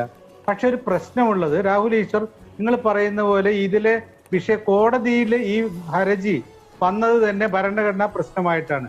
ഈ സുപ്രീം കോടതി 5 അംഗ ബെഞ്ച് ഇത് കൈകാര്യം ചെയ്തതിൽ ഹിന്ദു മൽഹോത്ര മാത്രമാണ് വ്യത്യസ്തമായ വിധി എഴുതിയെന്നുള്ള നമുക്കൊക്കെ അറിയാവുന്നതാണ്. അവിടെ ഈ പ്രശ്നം കൈകാര്യം ചെയ്തതും ഭരണഘടനാ പ്രശ്നമാണ്. ഇപ്പോൾ അതിൽ റദ്ദ് ചെയ്യാതെയാണ് വിശാല ബെഞ്ച് ഇക്കാര്യം കൈകാര്യം ചെയ്യാൻ പോകുന്നത്. അപ്പൊ അത് റദ്ദ് ഇതുവരെ ഇപ്പോഴും ആ ഉത്തരവ് സുപ്രീം കോടതിയുടെ ഉത്തരവ് റദ്ദ് ചെയ്യപ്പെട്ടിട്ടില്ല. എന്റെ ചോദ്യം ഇതാണ്, ഇത് താങ്കൾ പറഞ്ഞ പോലെ ഓർഡിനൻസ് കൊണ്ടുവരാം, പക്ഷെ എങ്ങനെ? സംസ്ഥാന സർക്കാരിന്റെ നമ്മളെ ഭരണഘടനയിൽ 3 ലിസ്റ്റ് ഉണ്ടല്ലോ, അതിൽ സ്റ്റേറ്റ് ലിസ്റ്റിൽ പെട്ടതാണോ ഇത് സ്റ്റേറ്റ് ലിസ്റ്റിൽ പെട്ടതല്ലോ. കോൺസ്റ്റിറ്റ്യൂഷൻ എന്ന് പറയുന്നത് സംസ്ഥാന സർക്കാരുകൾക്ക് കൈകാര്യം ചെയ്യാൻ പറ്റുന്നതല്ല. അതല്ല, നമുക്കൊക്കെ രാഹുൽ ഈശ്വർ നിയമം പഠിക്കുന്നില്ലേ? ഞാൻ നിയമം പഠിച്ച് കുറച്ചു കാലമായിട്ട് പിന്നെ ബിരുദമുള്ള ഒരാളാണ്. അപ്പൊ ഞാൻ പറയുന്നത് നമുക്കൊക്കെ നോക്കിയാൽ അറിയാവുന്ന, അല്ല നിയമം പഠിക്കണം എന്ന് പോലല്ലോ. കോൺസ്റ്റിറ്റ്യൂഷൻ എന്ന് പറയുന്നത് കേന്ദ്ര സർക്കാരിന് കൈകാര്യം, അതിൽ അമെന്റ്മെന്റ് വരുത്താം, കോൺസ്റ്റിറ്റ്യൂഷനിൽ അമെന്റ്മെന്റ് വരുത്താൻ ഇന്ന് വരെ ഈ രാജ്യത്തെ ഒരു സ്റ്റേറ്റും കോൺസ്റ്റിറ്റ്യൂഷണൽ അമെന്റ്മെന്റ് വരുത്തിയിട്ടില്ല. കേന്ദ്രത്തിന് വരുത്താം. വേണമെങ്കിൽ താങ്കൾ പറഞ്ഞതുപോലെ നേരത്തെ BJPയുടെ കേന്ദ്ര സർക്കാർ നേരിട്ട് കൊണ്ടുവരാം. ഇനി അല്ലെങ്കിൽ തന്നെ നേരത്തെ അഡ്വക്കേറ്റ് ഇപ്പൊ പറഞ്ഞ പോലെ ഇത് വേണമെങ്കിൽ രാഹുൽ ഗാന്ധിയുടെ നേതൃത്വത്തിലുള്ള കോൺഗ്രസിന് പ്രതിപക്ഷത്തിന് ആർക്കും കൊണ്ടുവരാം. ഇത് കൊണ്ടുവരാമായിരുന്നു. ഇത് കേന്ദ്രത്തിലൊരു സ്വകാര്യ ബില്ലായിട്ടോ അല്ലെങ്കിൽ സർക്കാരിന്റെ ബില്ലായിട്ടോ കൊണ്ടുവരാമായിരുന്നു. അങ്ങനെ കൊണ്ടുവന്നിട്ടുണ്ടെങ്കിൽ വേണമെങ്കിൽ ചെയ്യാം. അതിന് പകരം ഇതുമായി ബന്ധപ്പെട്ട വേറെ കാര്യം കൂടി അയോധ്യയുടെ കാര്യത്തിൽ പറഞ്ഞിരുന്നു നമ്മുടെ പ്രധാനമന്ത്രി. കേന്ദ്ര സർക്കാർ സുപ്രീം കോടതി ഇക്കാര്യത്തിൽ ഇന്ന ദിവസത്തെ സമയത്തിനിടയിൽ ഇത് പ്രഖ്യാപിച്ചിട്ടില്ലെങ്കിൽ ഞങ്ങൾ അതായത് ഓർഡിനൻസ് കൊണ്ടുവരുമെന്ന് പറഞ്ഞിരുന്നു. അതേപോലെ ഇപ്പോഴും നടപ്പാക്കാം. ഇപ്പൊ ഈ നാളെ വേണമെങ്കിൽ കേന്ദ്ര സർക്കാരിന് ഓർഡിനൻസ് കൊണ്ടുവരാം. അത് പറ്റുന്ന കാര്യം. കാരണം അവരുടെ കൈകളിൽ ഒതുങ്ങുന്ന കാര്യമാണ് കോൺസ്റ്റിറ്റ്യൂഷൻ എന്ന് പറയുന്നത്. അതല്ലാതെ സുബ്രഹ്മണ്യൻ പറയാൻ പറ്റിയത് ഈ കോൺസ്റ്റിറ്റ്യൂഷൻ പ്രശ്നം സംസ്ഥാന സർക്കാരിന് കൊണ്ടുവരാൻ പറ്റും. ആചാരം സ്വാഭാവികമാണ്. ആ പ്രശ്നം കേസ് വന്ന സമയത്ത് കക്ഷി ചേർന്നുകൊണ്ട് ആർക്കും ഏത് പാർട്ടിക്കും വ്യക്തികൾക്കും ഒക്കെ ഇതിൽ കക്ഷി ചേർന്നുകൊണ്ട് വേണമെങ്കിൽ ഇത് ആചാര പ്രശ്നമായിട്ട് പരിഗണിക്കണം എന്ന് ആവശ്യപ്പെടാമായിരുന്നു. അങ്ങനെ ആവശ്യപ്പെട്ടിട്ടുണ്ടോ പല കക്ഷികളും ഈ കേസിൽ. പക്ഷേ കോടതി പറഞ്ഞിട്ടുള്ളത്, ഈ 5 അംഗ ഭരണഘടനാ ബെഞ്ച് പറഞ്ഞിട്ട് ഞങ്ങൾ ഇതിനെ ആചാര പ്രശ്നമായല്ല ഭരണഘടനാ പ്രശ്നമായിട്ടാണ് കാണുന്നതെന്നാണ്. ഹിന്ദു മൽഹോത്രയുടെ വിധിയിൽ മാത്രമാണ് ഇതൊരു ആചാരത്തിന്റെ കാര്യം വന്നിട്ടുള്ളത്. അപ്പൊ ഇങ്ങനെ വരുന്ന ഒരു പ്രശ്നത്തെ എങ്ങനെയാണ് ഏതാണ് സാറേ ഒറ്റ കാര്യം, ഞങ്ങളും ആചാര പ്രശ്നമായിട്ടല്ല കാണുന്നത്. അത് ഈ നമ്മുടെ നാട്ടിലെ ആൾക്കാർ വാക്കില് കൃത്യതയല്ല സംസാരിക്കുന്നുണ്ടോ. ഞാൻ സുപ്രീം കോടതിയിലെ ഒരു പെറ്റീഷണറാണ്, അതായത് ഈ കേസിന്റെ ഭാഗമാണ്. ഞങ്ങൾ ഇത് ഭരണഘടനാ പ്രശ്നമായ ആർട്ടിക്കിൾ 25 തന്നെയാണ് കൊടുത്തിരിക്കുന്നത്. ഞങ്ങൾ അങ്ങനെയാണെങ്കിൽ രാഹുൽ എനിക്ക് ചോദിക്കാമല്ലോ. സംസ്ഥാന സർക്കാരിന് ഇപ്പം ഈ UDF വന്നു കഴിഞ്ഞാൽ ആദ്യം കൊണ്ടുവരുന്ന ബില്ല് ഇതായിരിക്കും എന്ന് പറഞ്ഞു, അല്ലെങ്കിൽ ഓർഡിനൻസ് ഇതായിരിക്കും എന്ന് പറഞ്ഞു. സംസ്ഥാന സർക്കാരിന് ഈ ഭരണഘടന പ്രശ്നം ഓർഡിനൻസ് ആയിട്ടോ ബില്ലായിട്ടോ അവതരിപ്പിച്ച് പാസ്സാക്കിയിട്ട് അത് നടപ്പാക്കാൻ പറ്റുമോ? താങ്കൾ നിയമം അറിയുന്ന ആള്. ഒറ്റ വരി കൊണ്ട് പറ്റും. ശബരിമല ഇസ് എ ഡിനോമിനേഷൻ കൊടുത്താൽ മതി. ഒറ്റ വരി, 2 വരി പോലും വേണ്ട. Sabarimala is A peculiar denomination എന്ന ഒറ്റ വരി തീരും. കൈകാര്യം ചെയ്യുന്നത് ആ സുപ്രീം കോടതി കൈകാര്യം ചെയ്യുന്ന നോക്കൂ ഒരു നിമിഷം. ഇന്ത്യൻ കോൺസ്റ്റിറ്റ്യൂഷൻ ഇഷ്യൂ എങ്ങനെയാണ് സ്റ്റേറ്റിന് കൈകാര്യം ചെയ്യാൻ കഴിയുക എന്നുള്ളതാണ് ശ്രീ രാഹുൽ ഈശ്വർ സജീവൻ ആവർത്തിച്ച് ചോദിക്കുന്നത്. അങ്ങനെയാണ്, അല്ലാതെ നിങ്ങൾ ഈ പറയുന്ന വിശ്വാസത്തിന്റെ കാര്യമല്ല. കോൺസ്റ്റിറ്റ്യൂഷൻ ഇഷ്യൂ എങ്ങനെയാണ് സ്റ്റേറ്റ് കൈകാര്യം ചെയ്യുക? സജീവൻ സാറിന്റെ സ്പിരിറ്റിനെ യോജിക്കുന്നു. സജീവൻ സാർ നിയമപരമായ മറുപടിയാണ് പറയുന്നത്. ഇത് ശബരിമല ഡിനോമിനേഷൻ ആണ് എന്ന് ഒറ്റ വരിയിൽ തീരും. ശബരിമല DT's റൈറ്റിന്റെ ഭാഗമാണ് എന്ന് വിശാലമായ ബില്ലിൽ തീരും. ഞാൻ 14 വർഷമായി എന്റെ ജീവിതം ഇതിനുവേണ്ടി മാറ്റിവെച്ചൊരു വ്യക്തിയാണ്. ഞങ്ങൾ ഇതിനോട് ബന്ധപ്പെട്ട എല്ലാ അഡ്വക്കേറ്റ്സിനോടും സുപ്രീം കോടതിയിലെ ഏറ്റവും മുതിർന്ന അഡ്വക്കേറ്റ്സിനോട് ഇതിനെ സംസാരിച്ച അവരുടെയും കൂടെ നിയമോപദേശം അത് മാത്രമേ നിലനിൽക്കൂ. അല്ല സാറേ, അല്ല, ഓർഡിനൻസ് കൊണ്ടുവരാം. ഈ വിധി ചോദിച്ചു വാങ്ങിയതല്ലേ കേരളത്തിലെ ഇടതുപക്ഷ ജനാധിപത്യ മുന്നണി ഗവൺമെന്റ്. ഒരു ഗവൺമെന്റ് സുബ്രഹ്മണ്യൻ നേരത്തെ പറഞ്ഞു, ഞാൻ എന്റെ ഒരു മറുപടി പറയാം. ഈ വിധിയിൽ സംസ്ഥാന സർക്കാരിനോട് അവരുടെ നിലപാട് ചോദിച്ചിരുന്നു. ആദ്യം കൊടുത്തിരുന്നത് UDF സർക്കാർ കൊടുത്ത ഒരു നിലപാടും LDF കൊടുത്ത വേറെ നിലപാട്. ഒരിക്കൽ പോലും ഈ നിലപാടിന്റെ സംസ്ഥാന സർക്കാർ കൊടുത്തിട്ടുള്ള അഫിഡവിറ്റിന്റെ അടിസ്ഥാനത്തിലല്ല ഈ വിധി ധാരാളം കക്ഷികളുള്ളതാണ്. അവരുടെ വാദത്തിനിടയിൽ ഒരു നിലപാട് മാത്രമാണ് ചോദിച്ചത്. ഈ നിലപാടിന്റെ പേരിലല്ല വിധി, സംശയമില്ല. ഹൈക്കോടതിയെ സുപ്രീം കോടതിയെ സംബന്ധിച്ച് ഒരു സംസ്ഥാന ഗവൺമെന്റോ ഒരു ഇൻഡിവിജ്വലോ പറയുന്നതിന് വ്യത്യസ്ത മാനദണ്ഡമുണ്ട്. ഒരു സ്റ്റേറ്റ് ഗവൺമെന്റ് പറയുന്നതിന് മുഖ്യമായ പരിഗണന കോടതി പരിഗണിക്കുന്ന കാര്യം ഇത് നമുക്ക് വേണം. ഇത് കോടതിയുടെ നിലപാട് തെറ്റാണൊക്കെ ഞാനും പറയാം, അതിലൊന്നും എനിക്കില്ല. ഞാൻ പറയുന്നത് ഇതിന്റെ നിയമപ്രശ്നം മാത്രമാണ്. സ്റ്റേറ്റ് എല്ലാവരും പറയുന്നുണ്ട് ഈ സംസ്ഥാന സർക്കാർ അല്ലെങ്കിൽ LDF സർക്കാർ കൊടുത്തിട്ടുള്ള അഫിഡവിറ്റിന്റെ ആ ഒറ്റ പ്രശ്നം കൊണ്ടാണ് ഈ വിധി വന്നതെന്ന്. അത് തെറ്റാണ്. ഇപ്പൊ മുഖ്യമന്ത്രി ഇവിടേക്ക് എന്താണ് കേന്ദ്ര ഏജൻസികളെ വിളിച്ചുകൊണ്ടുവന്നു എന്ന് പറയുന്ന പോലെയാണത്. അതിന്റെ അടിസ്ഥാനം വേറെ ഒന്നാണ്. തീർച്ചയായിട്ടും ഞാനും സുബ്രഹ്മണ്യന്റെ കൂടെയും ഈ രാഹുൽ ഈശ്വറിന്റെ കൂടെയും നിൽക്കുന്നു. നിങ്ങൾ പറയുന്നതിനോട് യോജിക്കുന്നു. ആചാരം നിലനിർത്താം, സമ്മതിക്കുന്നു. അതിന്റെയാണ് ഇപ്പൊ ഗോവിന്ദ മാഷൻ പറഞ്ഞത്. ഇത് വിധി വന്നാൽ പോലും ഞങ്ങൾ എല്ലാവരും കൂടിയായിട്ട് കൂടിയാലോചിക്കും എന്ന് പറഞ്ഞു.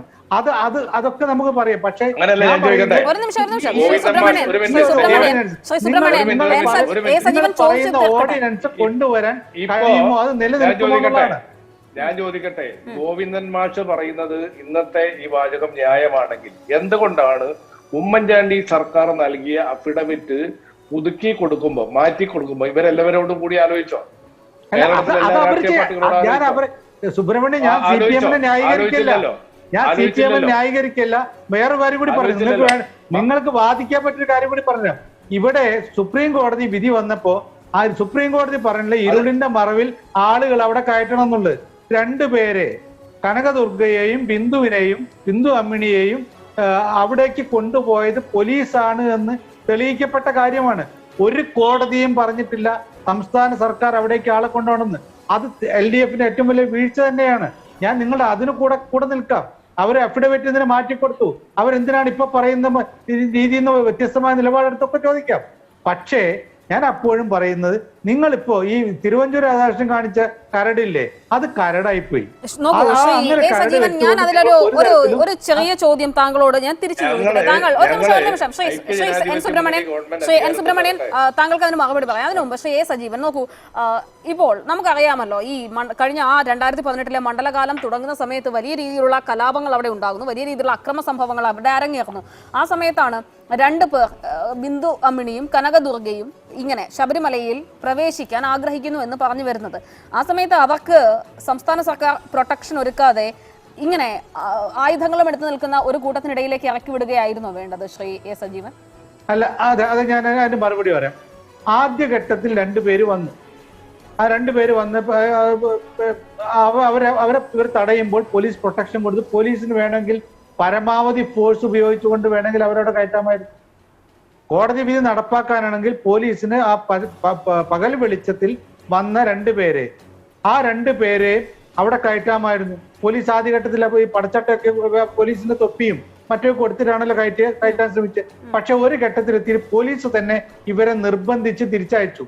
അതായത് ചില ഘട്ടത്തിൽ ക്രമസമാധാന പ്രശ്നമുണ്ടെങ്കിൽ കോടതിയിൽ ഇക്കാര്യം പറയുകയാണ് ചെയ്യുക, അല്ലെങ്കിൽ പോലീസിന് ഫോഴ്സ് ഉപയോഗിച്ച് കയറ്റാം. ബിന്ദു അമ്മിണിയുടെ കാര്യത്തിലും കനകദുർഗയുടെ കാര്യത്തിലും സംഭവിച്ച അതല്ല. കനകദുർഗയും ബിന്ദു അമ്മിണിയും എങ്ങനെ ഈ 18ാം പടി കയറാതെ ഇനിയിപ്പോ ഏത് രീതിയിൽ അവര് ഈ ഇതിനു മുമ്പിൽ എത്തി എന്ന കാര്യം, ശ്രീകോവിലിന് മുമ്പിൽ ഇവരെത്തിയത് ഏത് വഴി ആരും കണ്ടിട്ടില്ല. അതാണ് ഞാൻ പറഞ്ഞത്. അതിനോട് ശരിക്കും യോജിക്കാൻ പറ്റാത്തതാണ്. അത് ഇനി സർക്കാർ ചെയ്തു, സർക്കാർ അറിയാതെ പോലീസുകാരാണ് ചെയ്തതെങ്കിൽ അത് തെറ്റാണ്. അത് അങ്ങനെ പോലീസുകാരോട് അല്ലെങ്കിൽ സർക്കാരിനോട് ഇങ്ങനെ ആളുകളെ കയറ്റി വിടണം എന്ന് ഒരു കോടതിയും പറഞ്ഞില്ല. കയറാം എന്നാണ്. ശരി, സജീവൻ ചോദിച്ച ചോദ്യമുണ്ടല്ലോ, അതായത് നിങ്ങൾക്ക് എങ്ങനെയാണ് ഇത് നിയമമാക്കി നടപ്പാക്കാൻ കഴിയുക എന്നൊരു ചോദ്യമുണ്ടല്ലോ, ആ ചോദ്യത്തിനുള്ള മറുപടി വേണം ശ്രീ എൻ സുബ്രഹ്മണ്യൻ. അതായത് നേരത്തെ ഇവിടെ പറഞ്ഞു, അയ്യപ്പ ഭക്തനെ പ്രത്യേകമായ ഒരു ഡിനോമിനേഷൻ ആക്കി കണക്കാക്കിയാൽ സംസ്ഥാന സർക്കാരിന് നിയമനിർമ്മാണം നടത്താൻ സാധിക്കും. അത് അവന്റെ ആചാരത്തിന്റെയും അനുഷ്ഠാനത്തിന്റെയും ഭാഗമാണ്. അപ്പൊ അതിന് ഞങ്ങൾക്ക് കിട്ടിയ നിയമോപദേശം ഞങ്ങൾ നിയമവിദഗ്ധന്മാരൊക്കെ ആലോചിച്ച് അല്ല വെറുതെ എടുത്തു ചാടി ഒരാവേശത്തിന് UDF ഒരു കരട് നിയമം ഉണ്ടാക്കിയതല്ല. ഞങ്ങൾ ഇന്ത്യ രാജ്യത്തെ ഏറ്റവും ഉന്നതരായ നിയമവിദഗ്ധരുമായി ആലോചിച്ചുകൊണ്ടാണ് ഇത്തരമൊരു നിയമനിർമ്മാണം നടത്താൻ അതിന് നിലനിൽപ്പുണ്ടോ എന്ന് പരിശോധിച്ചതിന്റെ അടിസ്ഥാനത്തിൽ തന്നെയാണ്, ഉണ്ട് എന്ന നിയമോപദേശം കിട്ടിയതിന്റെ അടിസ്ഥാനത്തിലാണ് ഞങ്ങൾ ഇതിനെ ഇറങ്ങി പുറപ്പെട്ടിരിക്കുന്നത്. ഞങ്ങൾ അധികാരത്തിൽ വന്നാൽ നേരത്തെ പറഞ്ഞില്ലേ, അയ്യപ്പ ഭക്തന്മാരെ പ്രത്യേകമായ ഒരു ഡിനോമിനേഷൻ ആക്കി കണക്കാക്കിക്കൊണ്ട് അവരുടെ ആചാര അനുഷ്ഠാനങ്ങൾ ഈ രാജ്യത്ത് സംരക്ഷിക്കുന്നതിന് വേണ്ടിയുള്ള ഒരു നിയമനിർമ്മാണം, ഓർഡിനൻസ് ഒന്നല്ല, ബില്ല് പാസ്സാക്കും നിയമസഭയിൽ. ഞങ്ങൾക്ക് ഭൂരിപക്ഷം കിട്ടും. ഞങ്ങൾക്ക് ഭൂരിപക്ഷം കിട്ടിയാൽ ഞങ്ങൾ ആദ്യം കേരളത്തിൽ പാസ്സാക്കുന്ന നിയമങ്ങളിൽ ഒന്ന് ശബരിമല ഈ പറയുന്ന പ്രശ്നത്തിന് ശാശ്വതമായ പരിഹാരം ഉണ്ടാക്കുന്നതിന് വേണ്ടിയുള്ള ആചാരങ്ങളെയും അനുഷ്ഠാനങ്ങളെയും സംരക്ഷിക്കുന്ന നിയമനിർമ്മാണമായിരിക്കും എന്ന കാര്യത്തിൽ ഒരു സംശയവും നിങ്ങൾക്ക് വേണ്ട. അസന്നിഗ്ധമായി പറയാൻ ആഗ്രഹിക്കും. സംശയം ഇതിൽ അങ്ങനെ വരികയാണെങ്കിൽ ഇപ്പോൾ നിലവിലുള്ള ഈ 5 അംഗ ബെഞ്ചിന്റെ വിധി നിലവിലുണ്ടല്ലോ, ആ വിധി നൾ ആൻഡ് വോയിഡ് ആവോ? ഇവിടെ രാഹുൽ ഈശ്വറും ഉണ്ട്, പിന്നെ വക്കീലുണ്ടല്ലോ. ഈ ഒരു ഓർഡിനൻസ് വന്നു കഴിഞ്ഞാൽ അല്ലെങ്കിൽ ബില്ല് വന്നു കഴിഞ്ഞാൽ ഈ ഇപ്പൊ നിലവിലുള്ള സുപ്രീം കോടതിയുടെ ഉത്തരവ് അത് നൾ ആൻഡ് വോയിഡ് ആവോ? സാർ ഇല്ല. ഒരു നിമിഷം. അല്ല, ശ്രീ എൻ സുബ്രഹ്മണ്യൻ പറയട്ടെ. ചലഞ്ച് ചെയ്തു പോകും, അപ്പോൾ സുപ്രീം കോടതി എടുക്കില്ല. അതാണ് സംഭവിക്കാൻ പോകുന്നത്. ശ്രീ എൻ സുബ്രഹ്മണ്യൻ, സംഭവിക്കാൻ പോകുന്നത്. ഞങ്ങൾ ഈ പോസിബിലിറ്റി എല്ലാം ആലോചിച്ചു.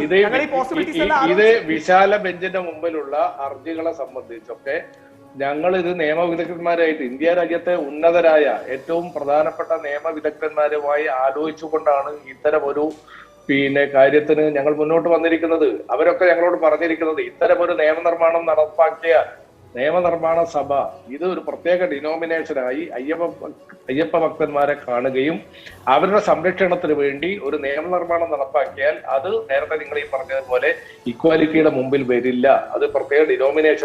ഇക്വാലിറ്റി എന്നുള്ള വാക്കിന്റെ അർത്ഥം എന്താണ്? നോക്കൂ ശ്രീ എൻ സുബ്രഹ്മണ്യൻ, ശബരിമലയുടെ കാര്യത്തിൽ ഇക്വാലിറ്റി എന്ന വാക്കിന്റെ അർത്ഥം എന്താണ് ശ്രീ എൻ സുബ്രഹ്മണ്യൻ? അത് അല്ല, ഞാൻ പറഞ്ഞത് ഇത് അവകാശ സംരക്ഷണമാണ്. ഇത് രണ്ടും തമ്മിൽ നമ്മൾ കൂട്ടിക്കുഴക്കേണ്ടതില്ല. സ്ത്രീ പുരുഷ സമത്വം സംബന്ധിച്ച ഒരു പ്രശ്നമല്ല അവിടെ സ്ത്രീക്ക് അവിടെ വിവേചനമില്ലല്ലോ. അവിടെ ചില പ്രായത്തിൽ മാത്രമല്ലേ നിയന്ത്രണം. നേരത്തെ ഇവിടെ രാഹുൽ ഈശ്വർ പറഞ്ഞതുപോലെ 50 വയസ്സിന് മേലെയുള്ള സ്ത്രീകൾക്ക് ഇപ്പോഴും അവിടെ പ്രവേശനമുണ്ട്. സ്ത്രീക്ക് അവിടെ പ്രവേശനം നിഷേധിക്കപ്പെട്ടിട്ടില്ല. അപ്പൊ 50 വയസ്സിൽ താഴെയുള്ള ഒരു സ്ത്രീ അവിടെ പോകണ്ട. അതായത് അല്ല, അത് കാരണം ബിജെപിയുടെ അതേ നിലപാടിൽ കോൺഗ്രസ് പറയുന്നത് ഈ സംസ്ഥാനം കേൾക്കണം. എന്റെ മകളെ പ്രായപൂർത്തിയാകുന്നതിന് മുമ്പ് എന്റെ മകളും ഒന്നിച്ച് ഞാൻ ശബരിമല ദർശനം നടത്തിയിട്ടുണ്ട്. എന്റെ മകൾക്ക് അവിടെ പ്രവേശിക്കുന്നത് നിഷേധമല്ലല്ലോ അന്ന്. പക്ഷെ പ്രത്യേകമായ ചില ആചാരങ്ങളും അനുഷ്ഠാനങ്ങളും സംബന്ധിച്ച പ്രതിസന്ധി ഉള്ളത് കൊണ്ടാണ് 50 വയസ്സിനും. നോക്കൂ, ഇതൊക്കെ വെറും വിശ്വാസത്തിന്റെ പേരിൽ പറയുന്നതല്ലേ? നോക്കൂ ശ്രീ എൻ സുബ്രഹ്മണ്യൻ, ഇതൊക്കെ വിശ്വാസത്തിന്റെ പേരിൽ പറയുന്നതാണ്. അതാണ് ഞാൻ നേരത്തെ പറഞ്ഞത്. നമ്മൾ ഈ ഏത് നൂറ്റാണ്ടിലാണ് ജീവിക്കുന്നതെന്ന് കോൺഗ്രസുകാർ മറന്നു പോവുകയാണോ എന്ന് ചോദിച്ചുകൊണ്ടിരിക്കുന്നത്. ഞാൻ നേരത്തെ ചോദിച്ചില്ലേ ഇവിടെ ഞാൻ സുബ്രഹ്മണ്യൻ, ഞാൻ നേരത്തെ ചോദിച്ച ചോദ്യങ്ങൾ എന്തുകൊണ്ടത് ഇപ്പൊ പാർലമെന്റിൽ ഇത് പാസ്സാക്കാമല്ലോ. നിങ്ങൾക്ക് ഒരു ബില്ല് കൊണ്ടുവരാമല്ലോ.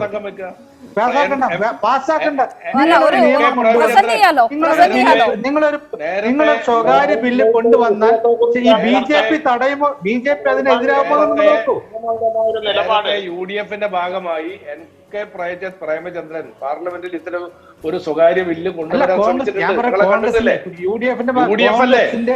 കേരളത്തിലെ UDFൽ നിന്ന് ജയിച്ചു പോയ NK പ്രേമചന്ദ്രൻ സ്വകാര്യ ബില്ല് പാർലമെന്റിൽ കൊണ്ടുവരാൻ ശ്രമിച്ചിട്ടുണ്ട്.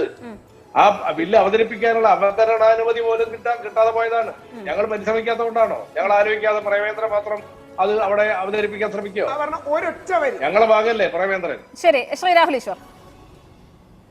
അല്ല, ശ്രീ സജീവൻ സാറിനോടാണ് സാർ. സാറിനെയൊക്കെ ഞങ്ങൾ ചെറിയ പ്രായം തൊട്ട് കാണുന്ന വലിയ ബഹുമാനമുള്ള, പക്ഷങ്ങൾക്കപ്പുറം പറയുന്ന ആളാണ്. അങ്ങനെയൊക്കെ ബഹുമാനിക്കുന്നു. അതുകൊണ്ട് അങ്ങയോട് ഒരു രഹസ്യം പറയാം. ആ രഹസ്യമാണ് പറയാൻ ഉദ്ദേശിക്കുന്നത്.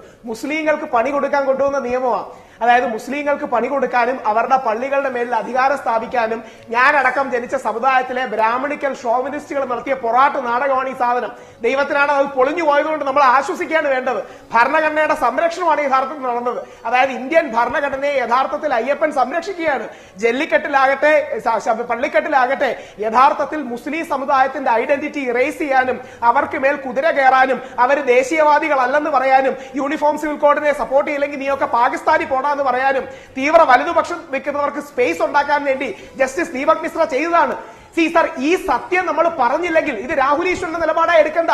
പ്രതിപക്ഷ നേതാവ് രമേശ് ചെന്നിത്തല പറഞ്ഞില്ലേ, അദ്ദേഹത്തിന് ഇത്രയും തുറന്നു പറയാൻ കഴിയില്ല. ഞാൻ സാധാരണക്കാരനോട് എനിക്ക് പറയാം. ഇതാണ് ഇതിന്റെ സത്യം. ഇതിൽ ആചാരവും വിശ്വാസവും ഒന്നും അല്ല. ഞങ്ങൾക്ക് ഫണ്ടമെന്റൽ റൈറ്റ് ഉണ്ട്. ആർട്ടിക്കിൾ 25. ഇനി അപർണ ചോദിച്ച ഒരു പ്രസക്തമായ ചോദ്യമുണ്ട്, എല്ലാവർക്കും ഇല്ലേന്ന്. അതെ, ആ ആർട്ടിക്കിൾ 25 ശബരിമല ഒരു പബ്ലിക് പ്ലേസ് അല്ല, private space four believers and DT ആണ്. ഈ പറയുന്ന ആർട്ടിക്കിൾ 14 ഒക്കെ പബ്ലിക് പ്ലേസിലെ ആപ്ലിക്കബിൾ. ഒരു യുവതിക്ക് എന്താണ് ശ്രീ രാഹുൽ ഈശ്വർ ബിലീവറായ ഒരു യുവതിക്ക് റൈറ്റ്സ്? എന്റെ അപർണ, എന്തിലെ ബിലീവർ? ഡിങ്കനിലെ ബിലീവറോ? സ്വാമി അയ്യപ്പനെ നൈഷ്ഠിക ബ്രഹ്മചര്യത്തിൽ ബിലീവർ ആണെങ്കിൽ അവർ വരില്ലല്ലോ. ലിംഗ ഭഗവാന്റെ ബിലീവർ ആണെങ്കിൽ രാഹുൽ ഈശ്വറിനെ പോലെ വെൽ എഡ്യൂക്കേറ്റഡ് ആയ ഒരാൾ ഇതിനെ കുറിച്ച് ഇങ്ങനെ സംസാരിക്കുന്ന കേൾക്കുമ്പോൾ സത്യം പറഞ്ഞാൽ ഞാൻ ഏത് നൂറ്റാണ്ടിലിരുന്നാണ് ഈ ചർച്ച നടത്തുന്നത് എന്നുള്ളതിനെ കുറിച്ച് സത്യസന്ധമായി പറയുകയാണ്.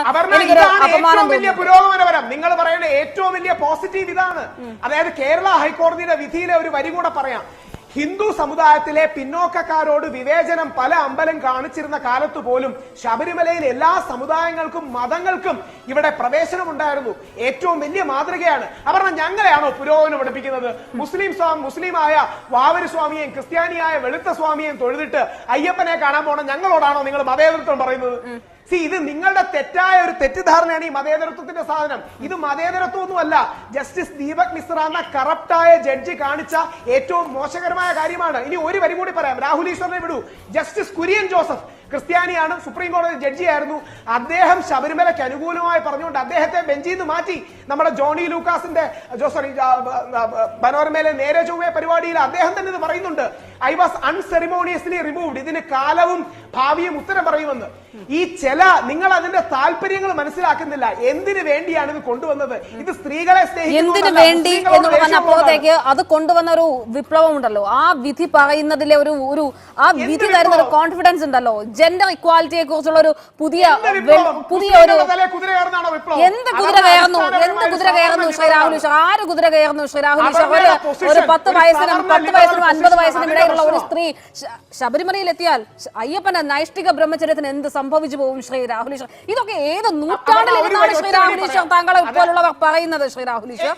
അതിന്റെ BJP പറയുന്നത് മനസ്സിലാക്കാം. കോൺഗ്രസ് മനുസ്മൃതിയേക്കാൾ കഷ്ടമാണ് കോൺഗ്രസിന്റെ കരട് നിയമം എന്ന് പറയുന്നതിൽ ഒരു 5 നൂറ്റാണ്ട് കഴിഞ്ഞ അച്ഛനെ അളിയാന്ന് വിളിക്കാൻ പറ്റുമോ? ശ്രീ രാഹുൽ ഈശ്വർ അതുപോലെയാണോ ഈ വിശ്വാസത്തിന്റെ കാര്യങ്ങളിൽ? ശ്രീ രാഹുൽ ഈശ്വർ ഇത് ഏത് വിശ്വാസത്തെ കുറിച്ചാണ് നിങ്ങൾ ഈ സംസാരിച്ചു കൊണ്ടിരിക്കുന്നത് ശ്രീ രാഹുൽ ഈശ്വർ? 5-10 വയസ്സിനും 50 വയസ്സിനും നാരി പൂജയ്ക്ക് എനിക്കോ സജീവൻ സാറിനോ പോകാൻ പറ്റുമോ? ഞാൻ പ്രതീക്ഷിച്ചു ജല്ലിക്കെട്ടുവാണല്ലോ നിങ്ങൾ ഉദാഹരിച്ചു കൊണ്ടേയിരിക്കുന്നത്. കാലങ്ങളായി ഈ ശബരിമല വിധിയെ ഡിഫെൻഡ് ചെയ്യാൻ നിങ്ങൾ ഉദാഹരിച്ചു കൊണ്ടിരിക്കുന്ന 2 കാര്യങ്ങളാണ്: ചക്കുളത്തുകാവ്, ആറ്റുകാൽ പൊങ്കാല, ജല്ലിക്കെട്ട്. ഈ 3 അല്ലാതെ മറ്റെന്തെങ്കിലും ഉണ്ടോ ശ്രീ രാഹുൽ ഈശ്വർ പുതുതായി പറയാൻ? ഞാൻ ഇടയ്ക്കിടയ്ക്ക് പോയിന്റ് മാറ്റി പറയണോ? ഞാൻ ഇടയ്ക്കിടയ്ക്ക് നിലപാട് മാറ്റി പറയണം. നിലപാട് മാറ്റണ്ട. കാരണം നിങ്ങൾ ഈ പറഞ്ഞുകൊണ്ടിരിക്കുന്ന 3 കാര്യങ്ങളുണ്ടല്ലോ, പലപ്പോഴും അത് ഡിഫെൻഡ് ചെയ്തിട്ടുള്ളതാണ്. ശ്രീ ബിജിൽ ജോസഫ്, സത്യമല്ലേ? ഇത് സത്യമല്ലേ? ശ്രീ ബിജിൽ ജോസഫ്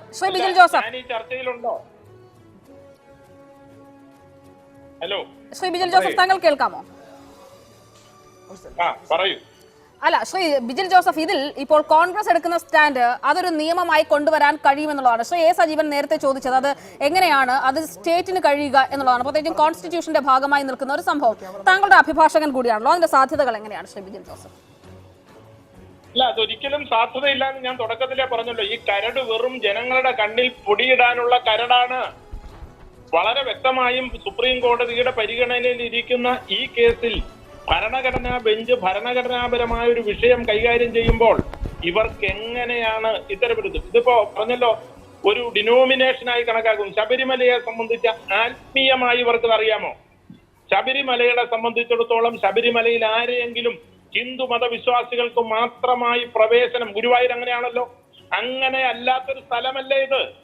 ഏതു മതവിശ്വാസിക്കും അയ്യപ്പന്റെ വിശ്വാസിയാണെങ്കിൽ അവിടെ ചെല്ലാമെന്നല്ലേ പറയുന്നത്? അങ്ങനെ ഇരിക്കെ ഇവര് പറയുന്നത് എന്താ? പ്രത്യേകിച്ചും ഒരു മതത്തിൻ്റെതല്ല. പിന്നെ ഒരു കാര്യം കൂടി ഞാൻ ഇപ്പോഴും പറയുന്നു, ഇത് തെരഞ്ഞെടുപ്പിന്റെ ഘട്ടത്തിൽ എന്താ സുബ്രഹ്മണ്യൻ മറുപടി പറയാത്തത്? ഇപ്പൊ പ്രേമചന്ദ്രൻ ഒരു സ്വകാര്യ ബില്ല് കൊണ്ടുവന്നു എന്ന് പറഞ്ഞു. പ്രേമചന്ദ്രൻ കൊണ്ടുവന്ന സ്വകാര്യ ബില്ല് അംഗീകരിച്ചില്ലെങ്കിൽ അതെന്താ? പ്രേമചന്ദ്രന്റെ പാർട്ടിക്ക് വളരെ ചുരുക്കം അംഗങ്ങളെ ഉള്ളൂ.